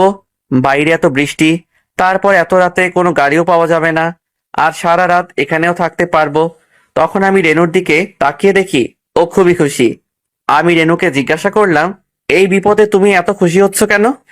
রেনু হাসি মুখে জবাব দিল যে তার নাকি বৃষ্টিতে ভিজতে খুব পছন্দের। সে নাকি বৃষ্টি নামলেই বৃষ্টিতে ভিজা শুরু করে। কথাটা বলতে দেরি রেনু গাড়ি থেকে নেমে বৃষ্টিতে ভিজা শুরু করলো। আমি তো পুরাই রেনুর এই কাণ্ড দেখে। রেনু বাইরে গিয়ে বাচ্চাদের মতো নাচানাচি শুরু করে দিয়েছে আর খিলখিল করে হাসছে। সে কি হাসি! কারো হাসিও এত সুন্দর হতে পারে? আমি অবাক দৃষ্টিতে রেনুর দিকে তাকিয়ে আছি। তখন দেখি রেনু থেমে গিয়ে আমার দিকে তাকিয়ে আছে। রেনু ইশারায় জিজ্ঞাসা করলো, কি হয়েছে? আমার দিকে এভাবে তাকিয়ে আছো কেন? আমিও মাথা নেড়ে জবাব দিলাম, কিছু না। তখন দেখি রেনু আমাকেও ডাকছে। আমি না করে দিলাম। কারণটা তো আপনারা ভালো করেই জানেন, আমার বৃষ্টি সহ্য হয় না। কিন্তু কে শুনে কার কথা? আমাকে কিছু বলতে না দিয়েই রেনু আমাকে টেনে গাড়ি থেকে নামায়। কি আর করা, আমিও রেনুর সাথে যোগ দিলাম। ভালোই লাগছে রেনুর সাথে এভাবে বৃষ্টিতে ভিজতে। তারপর আমরা বৃষ্টিতে ভিজতে ভিজতেই হেঁটে বাড়ির দিকে রওনা দিলাম। কিছুক্ষণ পর বৃষ্টি কিছুটা হালকা হয়ে যায়, কিন্তু ঠান্ডা বাতাস বইতে শুরু করে। তখন দেখি রেনু আমার সাথে একেবারে গা ঘেঁষে হাঁটতেছে। আমার হাতটা শক্ত করে জড়িয়ে ধরে আছে। আমি লক্ষ্য করলাম ঠান্ডা বাতাসের কারণে রেনু শীতে ঠক ঠক করে কাঁপছে। এখন আমি কি করি? আমার কাছে কোনো কোট নেই যে রেনুর গায়ে চাপিয়ে দেব। আশেপাশে কোনো দোকানও দেখছি না। আর এদিকে শীতের কারণে রেনুর অবস্থা খারাপ হয়ে যাচ্ছে। এই মায়ারে কেটাই কইছিল এমনি নাইচ্চা নাইচ্চা বৃষ্টিতে ভিজতে। রেনু শীতে এতটাই কাবু হয়ে গেছে যে ঠিক মতো হাঁটতেও পারছে না। আমি কোনো উপায়ান্তর না দেখে রেনুকে কোলে তুলে নিলাম। রেনুর সাথে সাথে আমার গলা জড়িয়ে ধরে একেবারে বুকের সাথে মিশে যেতে চাইলো। এখনো কাঁপছে সে, তাই আমি দ্রুত হাঁটতে লাগলাম। কিছুক্ষণের মধ্যেই বাড়ি পৌঁছে গেলাম। দরজার সামনে এসে আমি রেনুকে নামিয়ে দেই। রেনুর দিকে তাকাতেই দেখি লজ্জায় চোখ নামিয়ে নিছে, আর দেখি মিটি মিটি হাসছে। লজ্জার কারণটা তো বুঝলাম, কিন্তু মেয়েটা হাসছে কেন? তারপর দরজার কলিং বেল টিপতেই আন্টি বেরিয়ে এলো। আন্টি আমাদের দেখে তো পুরো টাসকি খাইয়া গেল, কারণ আমরা পা থেকে মাথা অবধি পুরো কাক ভেজা হয়ে গেছি। আন্টি ব্যস্তভাবে জিজ্ঞেস করলেন, তোদের এই হাল কি করে? এরপর রেনুই তার মাকে সবকিছু বলে। তারপর দেখি আন্টি আমার দিকে কেমন যেন সূক্ষ্ম দৃষ্টিতে তাকিয়ে আছে। আমি কোনো কারণ উদ্ধার করতে না পেরে আন্টিকে জিজ্ঞেস করে ফেললাম যে, কি হয়েছে আন্টি, আমার দিকে এভাবে তাকিয়ে আছেন কেন? তখন আন্টি আমার বুকের বাম দিকে পাঞ্জাবিতে আঙুল তাক করে বললেন, এখানে কি হয়েছে বাবা? তাকিয়ে দেখি লিপস্টিকের দাগ কাম সারছে। এটা নিশ্চয়ই রেনুর কাজ, আর এজন্যই হাসছিল। আজকালকার মেয়েরা কি ধরনের লিপস্টিক ব্যবহার করে আল্লাহ জানে, এত ভেজার পরও উঠে নাই। আমি তখন রেনুর দিকে তাকাতেই দেখি মিটি মিটি হাসছে আর বলল, মা, আমি উপরে যাই, গিয়ে চেঞ্জ করে নেই। এখন আমি আন্টিকে কি বলি? তখনই মাথায় একটা বুদ্ধি এলো। আমি বললাম, আন্টি, আসলে বিয়েবাড়িতে একটা মেয়ে হুমড়ি খেয়ে পড়ে যাচ্ছিল, আমি তাকে ধরে ফেলি, তখনই হয়তো। ও আচ্ছা, ঠিক আছে, জলদি ঘরে গিয়ে চেঞ্জ করে নাও, নয়তো আবার অসুখ করবে। আমি ছাড়া পেয়ে সোজা উপরে চলে আসি। আর চেঞ্জ করে ঘুমিয়ে পড়ি। আশ্চর্য ব্যাপার, আমার কোনো রকম জ্বরই আসলো না। যাই হোক, সকালে ঘুম ভাঙে রেনুর মিষ্টি ডাকে। রেনু বলে, স্যার, আপনি নাকি অফিস যাবেন? এতটা বেলা পর্যন্ত ঘুমালে কি করে হবে? লাফিয়ে উঠে দেখি 9টা বাজতে চললো। তাই উঠেই ওয়াশরুমে চলে যাই। বাইরে এসে দেখি রেনু আমার জন্য উপরেই নাস্তা নিয়ে এলো। আমি তড়িঘড়ি করে নাস্তা শেষ করি। এরপর নিচে এসে দেখি রেনুও সাজুগুজু করে রেডি। আমাকে বলল আমি যেন তাকে ভার্সিটিতে নামিয়ে দিয়ে যাই। আপনাদের তো বলাই হয়নি, রেনু এবার অনার্স লাস্ট ইয়ারে পড়ে। তারপর আমরা আন্টির থেকে বিদায় নিয়ে বেরিয়ে পড়ি। পুরো রাস্তা রেনুর টেপ রেকর্ডার চালু ছিল। আমি ভেবে পাই না এই মেয়ে এত কথা বলে কিভাবে। রেনুকে কলেজে নামিয়ে অফিসে চলে আসি। আঙ্কেল আমাকে আমার কেবিন দেখিয়ে দিলেন, আর একজন বয়স্ক লোক এসে আমার কাজগুলো বুঝিয়ে দিল। আমার খুবই ভালো লাগছে। অনেক দিন পর আবার কাজে ফিরলাম। ফুরফুরে মেজাজেই কাজ চালিয়ে গেলাম। এভাবে কেটে গেল 1 সপ্তাহ সময়। আমি অফিসে চলে এলে রেনু বারবার ফোন দিয়ে আমাকে বিরক্ত করত, আর সব সময় বলতো আমি যেন কোনো মেয়ের আশেপাশে না যাই। একবার তো রেনুর কলেজের এক মেয়ের সাথে কথা বলার সময় রেনু এসে হাজির হয়ে যায়। আর মেয়েকে কি ঝাড়ি দিয়েছিল মাইরি, কি বলবো। সবার সামনে আমার ইজ্জতের ফালুদা করে আমাকে রেখে গাড়িতে নিয়ে চলে গিয়েছিল। পরে আবার ন্যাকা কান্না কেঁদে সরিও বলে। অবশ্য রেনুর এই দুষ্টু মিষ্টি শাসনগুলো কেন জানি আমারও ভালো লাগে। একদিন কাজ করছিলাম, তখন আঙ্কেল আমাকে ফোন করে বলল, যত তাড়াতাড়ি সম্ভব বাড়িতে চলে আসো। ভাবলাম নিশ্চয়ই বড় কিছু ঘটেছে। তাই তখনই আমি বেরিয়ে পড়ি। বাড়ির গেটে প্রবেশ করতে দেখি বাড়ি থেকে 3জন মানুষ বেরিয়ে আসছে। একজন মাঝবয়সী মহিলা আর একজন লোক, সাথে আমার বয়সী একটা ছেলে। মাথায় রুমাল চেপে আসে। খেয়াল করে দেখলাম মাথা থেকে রক্ত বের হচ্ছে। আমি গাড়ি থেকে নামার আগেই তারা গাড়িতে উঠে চলে যায়। আমি বাড়িতে ঢুকতে দেখলাম আঙ্কেল আমার দিকে রাগীভাবে এগিয়ে এলো আর বলল, তুমি আমাদের সাথে এরকমটা কি করে করতে পারলে? আমি আঙ্কেলের এরকম রাগী চেহারা দেখিনি। উনি সবসময়ই আমার সাথে হেসে কথা বলেছেন। আমি তো ভয়ে চুপসে গেলাম। আমতা আমতা করে জিজ্ঞাসা করলাম, কি কি করেছি আঙ্কেল? কি করেছো মানে? তুমি আর রেনু একে অপরকে ভালোবাসো, এটা আমাদের থেকে লুকিয়ে রেখেছো কেন? তোমরা যদি আমাদেরকে আগে থেকেই বলে দিতে, তাহলে রেনুর জন্য আর পাত্র খুঁজতে হতো না। রেনুর জন্য তোমার থেকে ভালো পাত্র আর হতে পারে না। তাছাড়া তোমরা আগেই বলে দিলে আজকে ওই ছেলেটার মাথাটা ফাটাতো না। মানে একটু আগে যে ছেলেটা গেল ওর কথা বলছেন? কিন্তু ওর মাথা ফাটলো কি করে? আমি ফাটিয়েছি?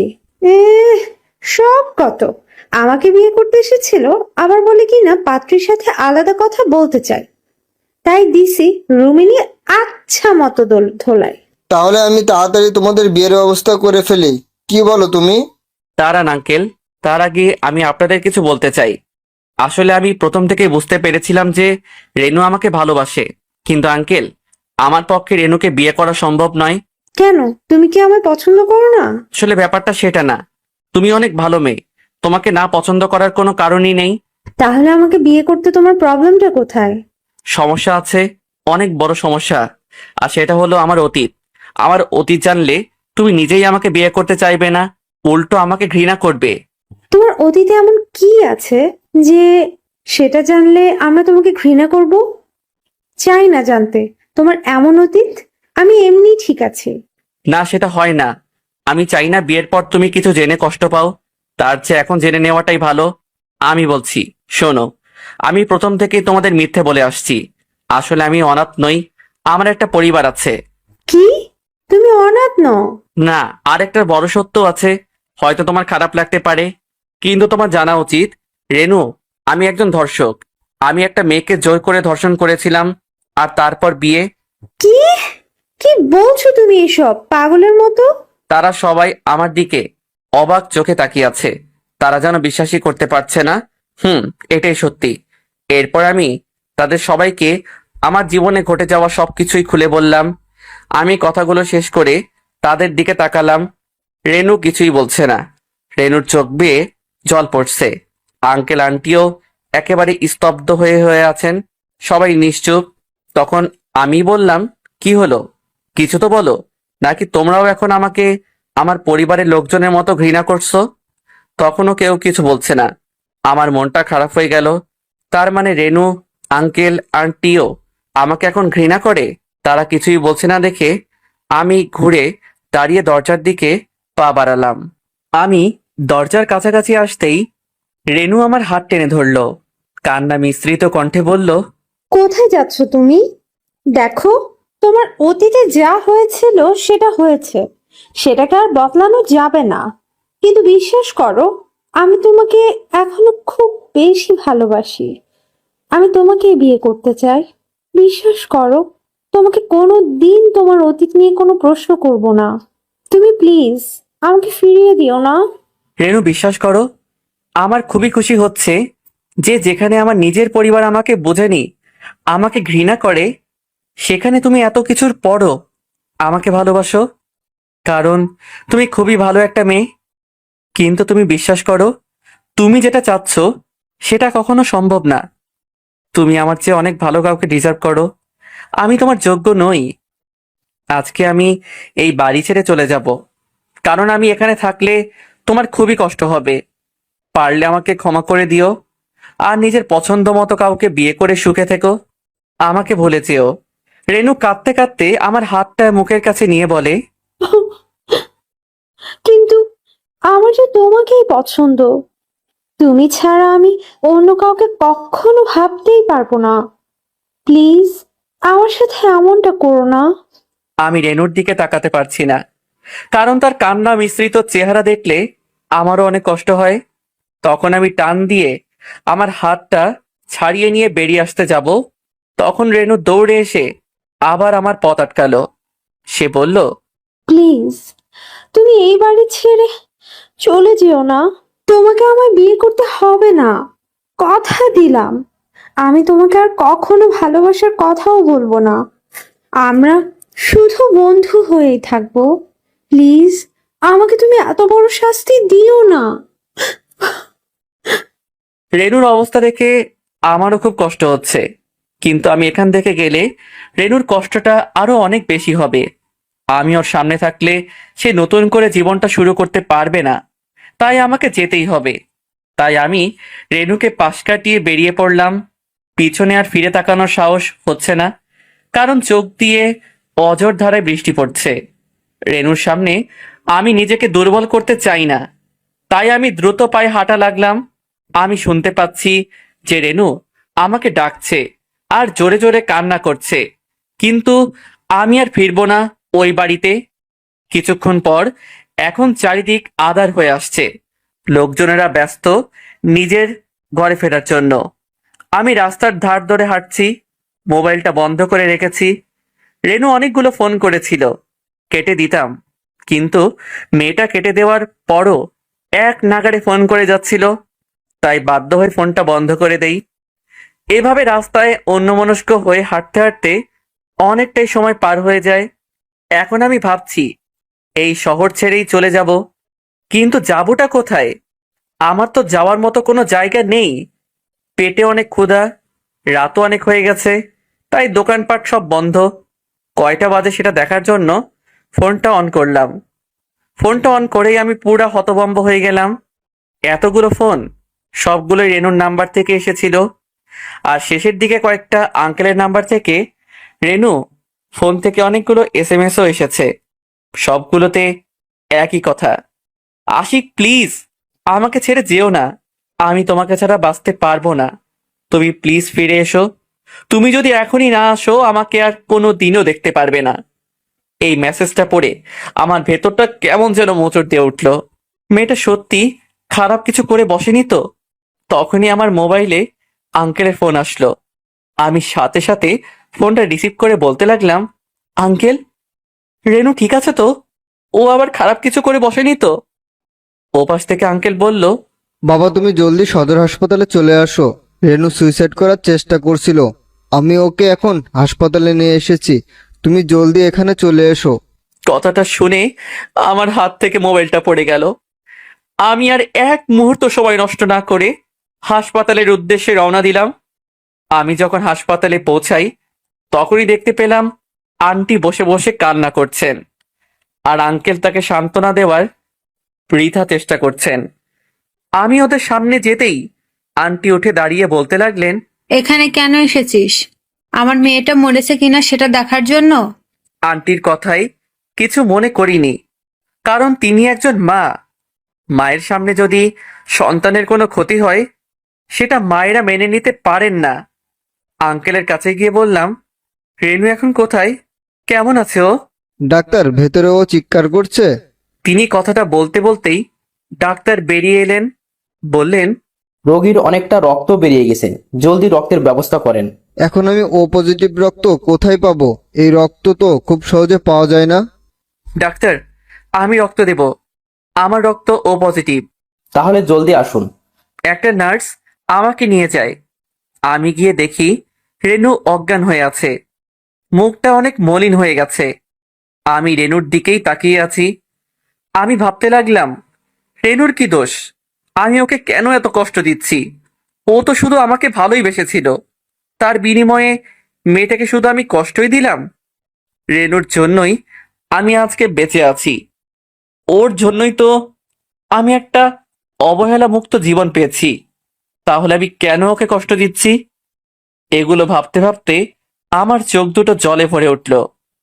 রক্ত নেওয়া শেষ হলে আমি বাইরে চলে আসি। কিছুক্ষণ পর ডাক্তার বেরিয়ে বললেন, চিন্তার কোনো কারণ নেই, রোগী এখন সম্পূর্ণ বিপদমুক্ত। আমরা সবাই যেন হাঁপ ছেড়ে বাঁচলাম। তখন আমি বললাম, আমরা কি এখন রেনুর সাথে দেখা করতে পারি? হ্যাঁ, তা পারেন, তবে একজন একজন করে। আমি যাব আমার মেয়ের সাথে দেখা করতে। কিন্তু আঙ্কেল আন্টিকে থামিয়ে দিয়ে বললেন, আশিক, তুমি যাও আগে, এতে রেনুরই ভালো হবে। তো আমি সাথে সাথে কেবিনের ভেতরে ঢুকলাম। ঢুকতেই দেখি রেনু চোখ বন্ধ করে শুয়ে আছে। আমি গিয়ে তার পাশেই বসলাম। আমি তার পাশে বসতেই রেনু চোখ খুলে ফেলে। আমাকে দেখে মুখ ঘুরিয়ে নেয়। আমি বললাম, কি হলো, কথা বলবে না আমার সাথে? দেখো, আমি কিন্তু এখানে শুধুমাত্র তোমার সাথে কথা বলার জন্য এসেছি। থাক, কথা বলতে হবে না, শুধু এটাই বলো, শুধু শুধু বোকার মতো মরতে গেলে কেন? অবশ্য তোমার মতো মেয়েরা বোকাই হয়। আরে, যে ছেলেটা তোমার ভালোবাসাকে বুঝতেই পারেনি, তার জন্য মরতে গেছিলে, একবার তোমার বাবা মায়ের কথা ভাবলে না? তুমি তো তাদের একমাত্র মেয়ে। তুমি চলে গেলে তাদের কি হবে? স্বার্থপর মেয়ে একটা। রেনু কিছুই বলছে না, অন্যদিকে ফিরেই কাঁদছে। তখন আমি বললাম, ঠিক আছে, তুমি যখন কথাই বলবে না, তাহলে ঠিক আছে, আমিও গেলাম। এরপর আমি উঠে দাঁড়াতেই রেনু আমার হাত ধরে বলে, প্লিজ আবার চলে যেও না। আমি তোমাকে ছাড়া বাঁচতেই পারবো না। তুমি যদি আমাকে বিয়ে না করো, তাহলে আবার। ঠিক আছে, আমি তোমাকে বিয়ে করব, কিন্তু আমার কিছু শর্ত আছে। রেনু হাসি মাখা মুখ নিয়ে বলল, তোমার যে কোনো শর্তেই আমি রাজি। বলো, তোমার কি কি শর্ত? আমার শর্ত হলো, তোমাকে আগে তোমার পড়ালেখা শেষ করতে হবে। অবশ্য তুমি তো অনার্স লাস্ট ইয়ারেই পড়ো, আর 4 মাস পরেই তোমার পরীক্ষা। তাই সবকিছু ভুলে লেখাপড়ায় মন দিতে হবে, আর ভালোও করতে হবে। তাছাড়া আমার কিছু সময় প্রয়োজন। তোমাকে বিয়ে করতে হলে আমার আখির থেকে ডিভোর্সটা নিতে হবে। এসব কিছুর জন্য আমার সময় লাগবে। আমি রাজি, কিন্তু আমাদের সম্পর্ক যেমন ছিল তেমনই থাকতে হবে। তোমাকে আমার সাথে সময় কাটাতে হবে। ঠিক আছে, তাই হবে। 2 দিন পর রেনু হাসপাতাল থেকে ছাড়া পায়। সবকিছু আবার আগের মতো হয়ে গেল। রেনু পড়াশোনায় মন দিল, আর আমি আমার অফিসের কাজে। কারণ এখন আমাকে অফিসের সব গুরুত্বপূর্ণ কাজগুলোই সামলাতে হয়। এইভাবেই সময়গুলো কাটতে লাগলো। একদিন আমাদের অফিসের জন্য একটা সিনিয়র পোস্টে লোকের প্রয়োজন পড়ল। তো আমি বিজ্ঞাপন দিয়ে দিলাম। ইন্টারভিউয়ার হিসেবে থাকবো আমি আর 2 জন অফিস কর্মী। এরপর নির্ধারিত দিনে ইন্টারভিউ নিতে শুরু করলাম। একটা পোস্টের জন্য 10 জনের মধ্যে থেকে 1 জনকেই বাছাই করতে হবে। ইন্টারভিউ নেওয়া শুরু হলো। 9 জনের ইন্টারভিউ নিয়েছি, কিন্তু কাউকেই উপযুক্ত বলে মনে হয়নি। 10ম নাম্বার প্রার্থী ছিল একজন মেয়ে। আমি আসলে খুবই বিরক্ত হয়ে গেছি। ওই মেয়ের কাগজপত্র কিছুই পড়লাম না। আমি নিচের দিকে তাকিয়ে মাথা ঠান্ডা করার জন্য চেষ্টা করছি। তখন ওই মেয়েটির প্রবেশ। আমি না তাকিয়েই বসতে বললাম। তখন আমার সহযোগী বলল, আমি যেন আগে প্রশ্ন শুরু করি। তখন আমি মেয়েটির দিকে মুখ তুলে তাকাতেই মাথায় যেন আকাশ ভেঙে পড়ল। আমি সিট থেকে দাঁড়িয়ে পড়লাম। মেয়েটিও আমাকে দেখে সমান অবাক। মেয়েটিও আসন ছেড়ে দাঁড়িয়ে গেল। আমাকে এভাবে দাঁড়িয়ে যেতে দেখে আমার সহকারী বলে উঠলেন, মিস্টার আশিক, কোনো সমস্যা? আমি মেয়েটির দিকেই তাকিয়ে আছি। মেয়েটির চোখের কোণে জল স্পষ্ট, কিন্তু আমি এখন অনেকটাই শক্ত হয়ে গেছি। তাই আমি সামলে নিয়ে আমার সহকারীর বুকের দিকে তাকিয়ে দেখি ভদ্রলোক হা করে তাকিয়ে আছেন আমার দিকে। তখন উনি আবারও বললেন, কোনো সমস্যা? এবার আমি বুঝতে পারলাম যে আমি দাঁড়িয়ে পড়েছি। একজন ইন্টারভিউয়ারের এমন আচরণে আশ্চর্য হওয়ারই কথা। আমি তখন বসে পড়লাম। এরপর মেয়েটিকে বসতে বললাম। মেয়েটি হয়তো আমার এমন অচেনা আচরণে একটু কষ্টই পেয়েছে। তার গাল বেয়ে এক ফোঁটা জল টপ করে পড়ে গেল। তখন আমি একটু চড়া কণ্ঠেই বললাম, কি হলো, বসছেন না কেন? তখন মেয়েটি ধপ করে বসে পড়ল। আমিও প্রশ্ন করে চললাম। মেয়েটিও একের পর এক উত্তর দিয়ে যাচ্ছে। আমার দিকে এক দৃষ্টিতে করুণ চোখে তাকিয়ে আছে। আমার প্রশ্ন করা শেষ হলে অন্যরা শুরু করলেন। মেয়েটি এবারও সব প্রশ্নের উত্তর দিল। এরপর আমরা মেয়েটিকে বললাম, আপনি বাইরে গিয়ে অপেক্ষা করুন, আমরা 5 মিনিট পর ফলাফল জানিয়ে দেব। তখনও মেয়েটি আমার দিকে তাকিয়ে আছে। আমাকে কিছু একটা বলতে চাচ্ছে, কিন্তু আমি তার দিকে তাকাইনি। মেয়েটি বাইরে চলে যায়। তখন আমার এক সহকারী বলল, এই মেয়েটা আমাদের এই পোস্টের জন্য একেবারে উপযুক্ত। কি বলেন আপনারা? ঠিক আছে, মেয়েটাকে আমার কেবিনে পাঠিয়ে দিন, ওখানে সবকিছু নিয়ে আলোচনা করব। এরপর আমি কেবিনে চলে আসি। মাথাটা একেবারে ঝিম ধরে গেছে। চেয়ারে বসে ভাবতে লাগলাম, আপু আপু এখানে কি করছে? ও কাজ কেন খুঁজছে? আর যদি ওর কাজ করার ইচ্ছাই থাকে, তাহলে আমাদের অফিসেই তো জয়েন করতে পারতো। এখানে এত দূরে অন্য শহরে আসার মানেটা কি? আর ওকে এতটা মনমরা লাগছে কেন? চেহারাটাও কেমন যেন ভেঙে গেছে। তখনই আদিবা আপু আমার কেবিনের সামনে আসে, বলল, আসতে পারি? হ্যাঁ আসুন। আমি চেয়ারে বসে আছি। আপু ভিতরে আসার পর দেখলাম তার চোখ লাল হয়ে আছে, মনে হয় কেঁদেছে। এতক্ষণ আমি কি বলবো কিছুই বুঝতে পারছি না। আমি কিছু বলছি না দেখে আপুই বলল, ভাইয়া, তুই বেঁচে আছিস? আমার বুকের কোনো একটা জায়গা যেন লাফিয়ে উঠল। অনেকদিন পর আপুর মুখে ভাইয়া ডাকটা শুনলাম। আমি আর নিজেকে সামলাতে পারছি না, কিন্তু এখন আমায় কাঁদলে চলবে না। আমি উঠে দাঁড়িয়ে কঠোর কণ্ঠে বললাম, আমি মরে গেলে হয়তো ভালো হতো। তাহলে আমার মতো অমানুষের চেহারাটা আপনাকে আজ দেখতে হতো না। তখন দেখলাম আপু ডুকরে কেঁদে উঠল। গলা দিয়ে আওয়াজ বের হচ্ছে না। ওর কান্না দেখে আমারও খুব কষ্ট হচ্ছে। তারপরে বললাম, আরে আপনি এভাবে কাঁদছেন কেন? তখনই আপু দৌড়ে এসে আমার গলা জড়িয়ে কান্না জুড়ে দিল আর বলতে লাগলো, ভাইয়া, তুই আমাকে ক্ষমা করে দে। এমনি তোর প্রতি আমরা যে অন্যায় করেছিলাম তার ফল 3 মাস ধরে ভোগ করছি। প্লিজ আমাকে ক্ষমা করে দে। তোকে আমরা বিনা কারণে কষ্ট দিয়েছিলাম। তোকে কথা বলার কোনো সুযোগই দেইনি। তুই জানিস না ভাইয়া, তুই চলে আসার পর আমাদের জীবনে অনেক বড় একটা কাল নেমে এসেছে। তখন তোর কথা খুব মনে পড়েছিল, কিন্তু আমরা জানতাম তুই অ্যাক্সিডেন্টে মারা গেছিস। আমার খুব কষ্ট হতো যখন মনে পড়তো তোর সাথে কত খারাপ ব্যবহার করেছিলাম। আপুর কথাগুলো শুনে আমি স্তম্ভিত হয়ে গেছি। কি বলছে এসব আপু? তখন আমি আপুকে ধরে একটা চেয়ারে বসিয়ে দিলাম আর বললাম, আপু কান্না বন্ধ করো আর আমাকে খুলে বলো কি হয়েছে। এবার ওর মুখের দিকে তাকিয়ে দেখলাম মুখটা খুব শুকনা লাগছে, মনে হচ্ছে সকাল থেকে কিছুই খাইনি। আমি জিজ্ঞেস করলাম, তোর কি ক্ষুধা লেগেছে? সকালে কিছু খেয়েছিস? আপু মাথা নিচু করে ফুপাচ্ছে। বুঝতে পারলাম ও কিছুই খায়নি। আমি তখন আবুল কাকাকে ডেকে বললাম ক্যান্টিন থেকে খাবার নিয়ে আসতে। তিনি হলেন অফিসের পিয়ন, বয়স 40+, তাই কাকা বলে ডাকি। কাকা খাবার দিয়ে চলে যায়। আপু এখনো কেঁদেই যাচ্ছে। আমি বললাম, আপু খেয়ে নে, তারপর সবকিছু শুনবো। আমারও তোর সাথে অনেক কথা আছে। কিন্তু আপু খাচ্ছে না। তখনই আমার মনে পড়ে ছোটবেলা থেকেই আপুর মন খারাপ থাকলে নিজে নিজে কখনো খাবার খেত না, আমাকে জোর করে খাইয়ে দিতে হতো। এরপর আমি ওকে নিজের হাতে খাইয়ে দিতে লাগলাম। এবার দেখি আরো জোর দিয়ে কান্না করতে লাগলো। আমি আপুকে খাবারটা খাইয়ে দিচ্ছিলাম, তখনই কারো কান্নার আওয়াজ পেলাম। কি ব্যাপার, আপুর কান্না তো বন্ধ হয়ে গেছে, তাহলে কাঁদছেটা কে? কান্নার আওয়াজের দিকে লক্ষ্য করে দরজার দিকে তাকাতেই দেখি রেনু দরজায় দাঁড়িয়ে কান্না জুড়ে দিয়েছে। রেনু আবার কখন এলো? আরও কাঁদছেই বা কেন? আমি কিছু বলার বা বোঝার আগেই রেনু ঝড়ের বেগে আমার কাছে এসে কলার ধরে দাঁড় করিয়ে দেয় আর বলতে লাগলো, তোর কথা মতো আমি সারাদিন লেখাপড়া নিয়ে পড়ে থাকি, তোকে আগের মতো জ্বালাতনও করি না।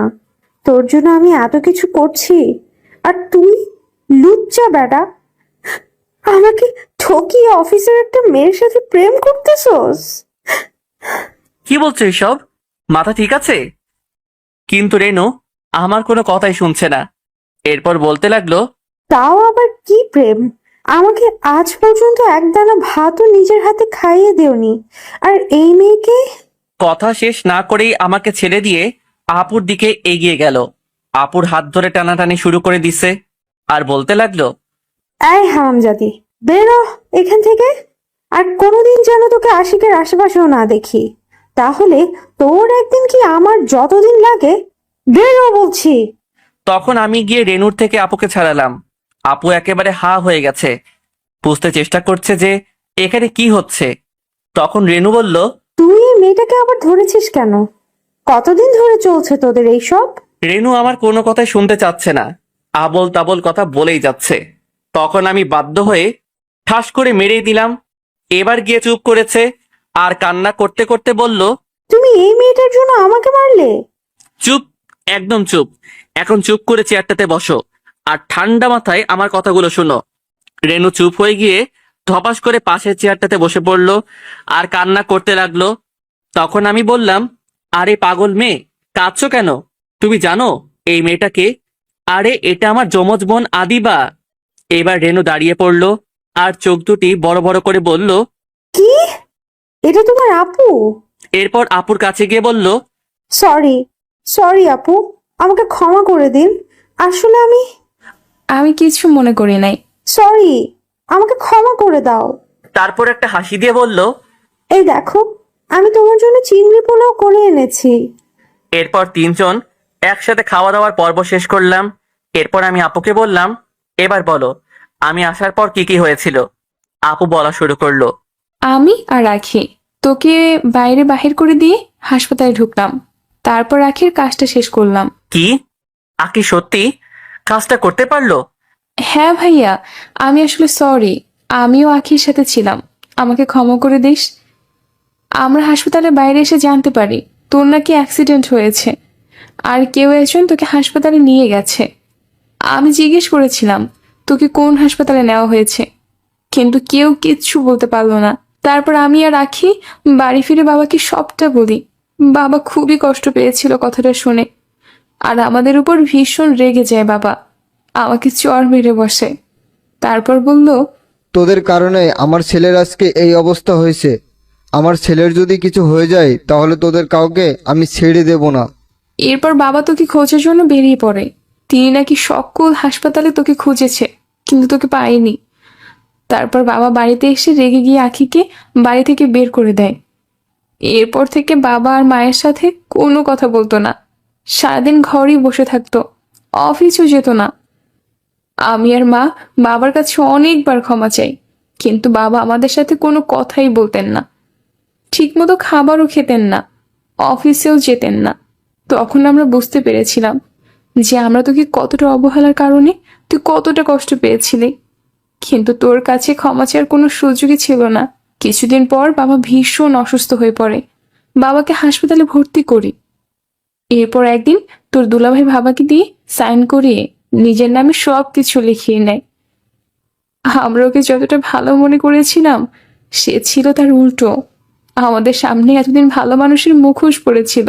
এরপর একদিন ওই বিশ্বাসঘাতকটা বাড়িতে একটা মেয়েকে নিয়ে আসে আর বলে যে ওটা নাকি তার জিএফ। আমাকে নাকি সে শুধু টাকার জন্য বিয়ে করেছিল। আমাদের উপর সে নানাভাবে অত্যাচার করত, আর বাবার চিকিৎসার টাকাও দিত না।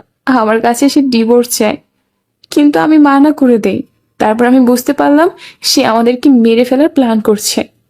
তাই বাবা মাকে নিয়ে আমি পালিয়ে এই শহরে চলে আসি। আর আমার এক বন্ধু সাহায্যে 2-1টা কামরার ফ্ল্যাটে বাবা মাকে নিয়ে উঠি। আমি টিউশনি করে সংসার চালাতে লাগলাম। কিন্তু কিছুদিন আগে বাবার শরীর আবার বেশি খারাপ হয়ে যায়। বাবার চিকিৎসার জন্য অনেক টাকার দরকার ছিল, তাই আমি চাকরি খোঁজা শুরু করি। কিন্তু সবকিছুতেই টাকা চাই, নয়তো শরীর। অনেক জায়গায় ঘোরার পর আজকে তোকে পেয়ে গেলাম। কথাগুলো বলে আপু কাঁদতে লাগলো। আমার চোখ দিয়েও বৃষ্টি পড়ছে, রেনুর চোখেও জল। আপু এক নাগাড়ে কেঁদেই যাচ্ছে, আর রেনু তাকে সান্ত্বনা দেওয়ার চেষ্টা করছে। আর আমি তখন আপুকে বললাম, মা বাবা কোথায় এখন? হাসপাতালে আছে, মাকে বাবার পাশে রেখে এসেছি, যদি কোনো দরকার পড়ে। এরপর আমি দেরি না করে আপু ও রেনুকে নিয়ে হাসপাতালের উদ্দেশ্যে রওনা দেই। হাসপাতালে পৌঁছে আমরা সোজা বাবার কেবিনে চলে যাই। ঢুকেই দেখি বাবা শুয়ে আছে, আর মা তার পাশে বসে আছে। তখন আপু মাকে ডাক দিয়ে বলল, মা, দেখো তো কে এসেছে। তখন মা আমাদের দিকে তাকিয়ে আমাকে দেখে অবাক হয়ে যায়। মায়ের চোখ দিয়ে জল পড়ছে। আমার কাছে আসতে যেও কেন যেন সংকোচ বোধ করে আসছে না, ওখানে দাঁড়িয়ে থেকেই কাঁদছে। তখন আমি মায়ের কাছে গিয়ে বললাম, মা কেমন আছো? তখন মা সাথে সাথে আমাকে জড়িয়ে ধরে ডুকরে কেঁদে উঠলেন আর বলতে লাগলেন, তুই বেঁচে আছিস বাবা, আমাকে তুই ক্ষমা করে দে। বাবা, তোকে আমি অনেক কষ্ট দিয়ে ফেলেছি, তাই না রে? তুমি আমার কাছে ক্ষমা চাইছো কেন? মায়েরা কখনো সন্তানের কাছে ক্ষমা চাই নাকি? ক্ষমা তো আমারই চাওয়া উচিত। আমি তোমাদের কোনো খবর নেইনি, তাহলে আজ এসব কিছুই হতো না। তখন দেখি বাবা উঠে গেছে। আমাকে দেখে বাবা বলে উঠলেন, আশিক, তুই এসছিস বাবা? তারপর আমি বাবার সাথেও কথা বললাম। তখন বাবা রেনুকে দেখিয়ে বললেন, এই মেয়েটা কে রে? তখন আমি রেনুর সাথে সবার পরিচয় করিয়ে দিলাম। বাবা মা রেনুকে ধন্যবাদ দিতে লাগলেন। এরপর আমি ডাক্তারের সাথে কথা বলে বাবার চিকিৎসার ব্যবস্থা করলাম। কিছুদিনের মধ্যেই বাবা সুস্থ হয়ে উঠলেন। এতদিন মা আর আপু আমার সাথে রেনুদের বাড়িতে ছিল, আর বাবার হাসপাতালে ট্রিটমেন্ট চলছিল। যাই হোক, এখন সবকিছু ঠিকঠাক, কিন্তু এখনো একটা কাজ বাকি আছে। আমাদের সবকিছু আবার ফিরিয়ে আনতে হবে। আমি এই ব্যাপারে বাবাকে বলতেই বাবা বলল, ফিরিয়ে আনার কিছুই নেই। বাবা নাকি অনেক আগেই আমার আর আপুর নামে সবকিছু লিখে দিয়েছিলেন, তাই দুলাভাই কিছুই পেতে পারেন না। এখন শুধু আমাদের ওখানে গিয়ে নিজেদের সবকিছু বুঝে নিতে হবে। ব্যাস। বাবার কথা শুনে আপু বলে উঠল, তাহলে এতদিন কিছু বলনি কেন? ভয়ে ভয়ে কিছু বলিনি, কারণ তখন আশিককে হারিয়েছিলাম। আমি আর তোকে হারাতে চাচ্ছিলাম না। ওই ছেলেটা জানতে পারলে তোকেও কিছু করে ফেলতো। সে আমাকে জোর করে সাইন করিয়েছিল আর হুমকি দিয়েছিল, আমি যদি সাইন না করি তাহলে তোকে আর তোর মাকে মেরে ফেলবে। এরপর আমি আর কোনো সময় নষ্ট না করে রেনু আর আঙ্কেল আন্টি থেকে বিদায় নিয়ে মা বাবা আর বোনকে নিয়ে আমাদের বাড়ির উদ্দেশ্যে রওনা দেই। অবশ্য রেনু আমাদের সাথে আসতে চেয়েছিল, কিন্তু আমি তাকে নিয়ে আসিনি, কারণ কিছুদিন পরই তার পরীক্ষা। আমরা আমাদের শহরে পৌঁছেই আগে থানায় যাই। এখানকার কমিশনার নাকি বাবার চেনা একজন। আমরা তার কাছে গিয়ে সবকিছু জানাই। তখন তিনি আমাদের সাথে কিছু পুলিশকে পাঠানোর ব্যবস্থা করেন। আমরা আমাদের বাড়ির কাছে পৌঁছাতেই দেখলাম বাড়িটা খুবই সুন্দর করে সাজানো হয়েছে, মনে হচ্ছে বাড়িতে কোনো বিয়ে হচ্ছে। তখন আমরা ভেতরে গিয়ে সে দেখি ওই হারামিটা আবার বিয়ে করতে যাচ্ছে। তখন আমি সামনে গিয়ে চিৎকার করে বললাম, এই বিয়ে বন্ধ করো। দুলাভাই আমাকে দেখে ভূত দেখার মতো লাফিয়ে উঠলেন। তখন বলতে লাগলো, আশিক, তুমি বেঁচে আছো? সুযোগ পেয়ে নিজের আসল রূপটা দেখিয়ে দিলি। আমার অবর্তমানে আমার পরিবারকে তুই শেষ করে দিতে চেয়েছিলি। তোকে তো আমি কলার ধরে বিয়ের আসর হতে উঠালাম। এরপর কয়েক ঘা লাগাতেই বলতে লাগলো, আমাকে ক্ষমা করে দাও, আমি অন্যদের প্ল্যানের শিকার। আজকে এই বিয়েটাও আমাকে দিয়ে জোর করে করানো হচ্ছিল। আমি ওর কথা না শুনে পুলিশকে বললাম ওকে যেন এখান থেকে নিয়ে যায়। তখন সে দৌড়ে আপুর সামনে চলে যায় আর বলতে লাগলো, আদিবা, আমাকে ক্ষমা করে দাও। আমি তোমাদের সাথে যা করেছি সেটা মোহে পড়ে করছি। তোমরা প্লিজ আমার কথাটা একবার শোনো, তারপর যা শাস্তি দেবে আমি তাই মাথা পেতে নেব। অফিসার ওকে নিয়ে যান, নয়তো আমি কিছু করে ফেলবো। সেই মুহূর্তে বাবা বলে উঠলেন, কি বলতে চাচ্ছে সেটা আগে শুনি, তারপর না হয়। আমি আর বাবার উপর কথা বললাম না। তখন দুলাভাই যা বলল তাতে আমরা সবাই খুবই অবাক হয়ে যাই। সে বলতে লাগলো, এসবের পিছনে ওই আদির হাত আছে। আশিক, তুমি যে ওকে লোক দিয়ে পিটিয়েছিলে, এতে ও চিরকালের মতো অচল হয়ে যায়। তখন ওর বোন মানে এই মেয়েটা প্রতিশোধ নেওয়ার জন্য আমাদের অফিসে জয়েন করে। আমার সাথে ও খুব মেলামেশা শুরু করে। জানি না কেন জানি আমি এই মেয়ের ফাঁদে পা দিয়ে ভাই।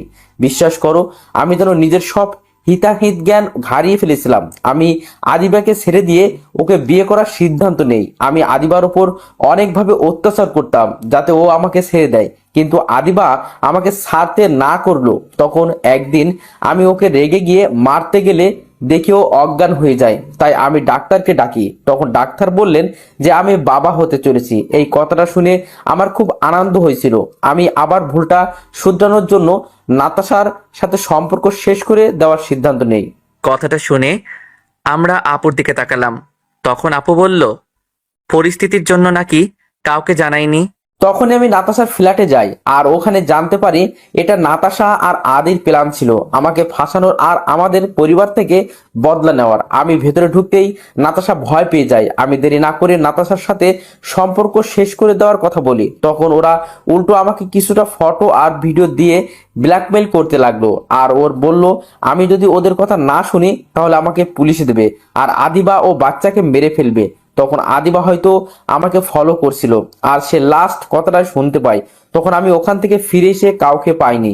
অনেক খুঁজেছি তোমাদের এতদিন, কিন্তু পাইনি। তখন নাতাশারা সম্পত্তির জন্য আমাকে বিয়ে করার জন্য বাধ্য করে। কথাগুলো বলে দুলাভাই কাঁদতে কাঁদতে বলল, আমাকে তোমরা ক্ষমা করে দাও।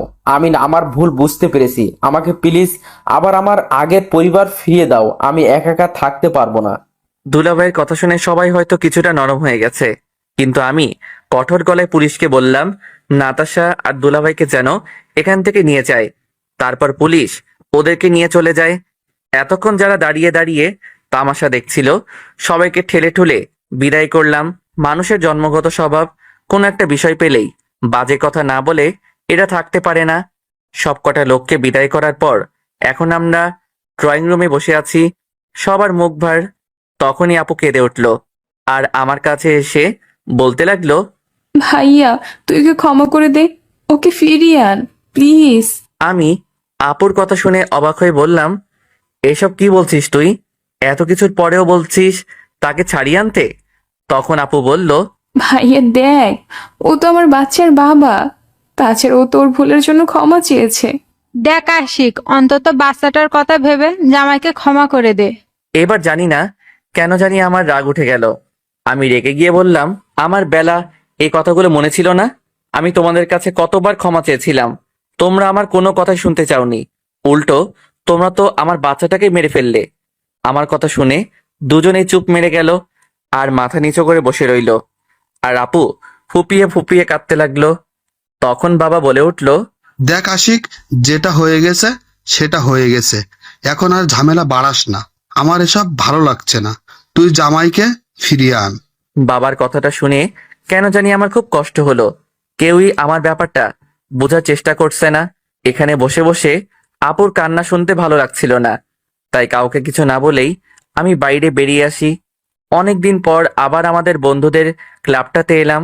সবাই আমাকে দেখে অবাক প্লাস খুশি হলো। সবার সাথে অনেক রাত পর্যন্ত আড্ডা দিলাম। তারপর সবাই বাড়ি চলে যায়। এখন শুধু আমি আর নিলয়ই আছি। নিলয় নতুন বিয়ে করেছে, তাই বেশিক্ষণ থাকতে পারলো না বউয়ের প্যারায়। আমি নিজেই ওকে চলে যেতে বললাম। এখন আমি একা একা রাস্তায় হাঁটছি, বাড়ি ফিরতে ইচ্ছা করছে না। মোবাইলটাও বাড়িতেই ফেলে এসেছি, তাই রাস্তার ধারে একটা বেঞ্চিতে বসে পড়ি। কিছুক্ষণ বসে থাকার পর পিছন থেকে একটা মেয়ের কণ্ঠ ভেসে এলো। ভাইয়া, সার্ভিস লাগবে? আমি মেয়েটার কথায় মাথা মুন্ডু কিছুই বুঝতে পারছি না। পরক্ষণে বুঝতে পারলাম মেয়েটা আমাকে কিসের কথা বলছে। আমি পিছনে না ফিরেই হাত নাড়িয়ে না করে দিলাম। তখন মেয়েটি যে কথা বলল জানি না, আমার জায়গায় অন্য কেউ থাকলে কি করত, কিন্তু আমার খুব রাগ উঠে যায়। মেয়েটা বলল, স্যার, এই কাজে আজকেই আমার প্রথম দিন, আর আপনিই প্রথম। আপনি যা বলবেন আমি তাই করব। মেয়েটার কথা শুনে মনে হলো আমার মনে লোভ সৃষ্টি করার চেষ্টা করছে। তখন আমি সাথে সাথে দাঁড়িয়ে গিয়ে মেয়েটির দিকে রাগী লুক নিয়ে তাকালাম আর বলতে লাগলাম, আপনার সমস্যাটা কি? আপনাকে না করার পরও আপনি। মেয়েটি আমাকে দেখে কেমন যেন হকচকিয়ে পিছিয়ে গেল। আমার দিকে কিছুক্ষণ তাকিয়ে রইল। মেয়েটির চেহারা একটা নিকাব দিয়ে ঢাকা, তাই চেহারা দেখা যাচ্ছে না। আবছা আলোয় যা দেখলাম সেটা হলো মেয়েটার চোখে জল চিকচিক করছে। মেয়েটি আর কিছু না বলেই পিছন ফিরে হাঁটা লাগালো, মনে হলো পালিয়ে যাচ্ছে এখান থেকে। আমি মেয়েটির চলে যাওয়ার দিকে তাকিয়ে থেকে আবার বেঞ্চিটাতে বসে পড়লাম। তখনই আমার মনে একটা প্রশ্ন এলো, একটা মেয়ে সত্যি কতটা অসহায় হলে, কতটা বিপদে পড়লে নিজের সবচেয়ে বড় সম্পদ টাকার বিনিময়ে বিক্রি করতে চায়? প্রশ্নটা মাথায় আসার পরই মেয়েটার জন্য কেমন যেন একটা মায়া লাগলো। তখনই আমি মেয়েটি যেই পথ দিয়ে গেল সেই পথে দ্রুত পায়ে হাঁটা লাগালাম। উদ্দেশ্য মেয়েটাকে সাহায্য করব, তার জীবন নষ্ট হওয়া থেকে আটকাবো। কিছুক্ষণ হাঁটার পরই দেখতে পেলাম মেয়েটার সামনে আর একটা বেঞ্চিতে বসে আছে। কাছে গিয়ে বুঝতে পারলাম মেয়েটা কাঁদছে। আমি মেয়েটাকে বললাম, আমি আসলে সরি, আমি এটা বুঝতে পারিনি যে একটা মেয়ে কতটা অসহায় হলে এমন একটা কাজের সিদ্ধান্ত নিতে পারে। তখনই মেয়েটা অবাক হয়ে আমার দিকে তাকালো, মনে হয় ভয় পেয়ে গেছে আমার এখানে আসাতে। ঠিক সেই মুহূর্তে আমাদের পাশ দিয়ে দ্রুত বেগে একটা ট্রাক চলে গেল, আর হঠাৎ ট্রাকের বাতাসের ঝাপটায় মেয়েটার মুখ থেকে পর্দাটা কিছুক্ষণের জন্য সরে যায়। তখন মেয়েটার মুখ দেখে আমার মুখ দিয়ে অনেক কষ্টে দুটো শব্দ বের হলো, আর সেটা হলো "আ- আ- আকি।" আকি সঙ্গে সঙ্গে ওখান থেকে উঠে দৌড়ে রাস্তার অপর পাশের গলিটাতে ঢুকে পড়ে। আমি যেন নড়তে পারছি না, এত বড় একটা শকে আমার পা কিছুতেই সামনে এগুচ্ছে না। তারপরও আমি দৌড়ে আখির পেছনে গেলাম, কিন্তু রাতের আধারের কারণে আখিকে আর দেখতে পাইনি। ওইখানে আশেপাশে কিছুক্ষণ খোঁজাখুঁজি করলাম, কিন্তু পেলাম না।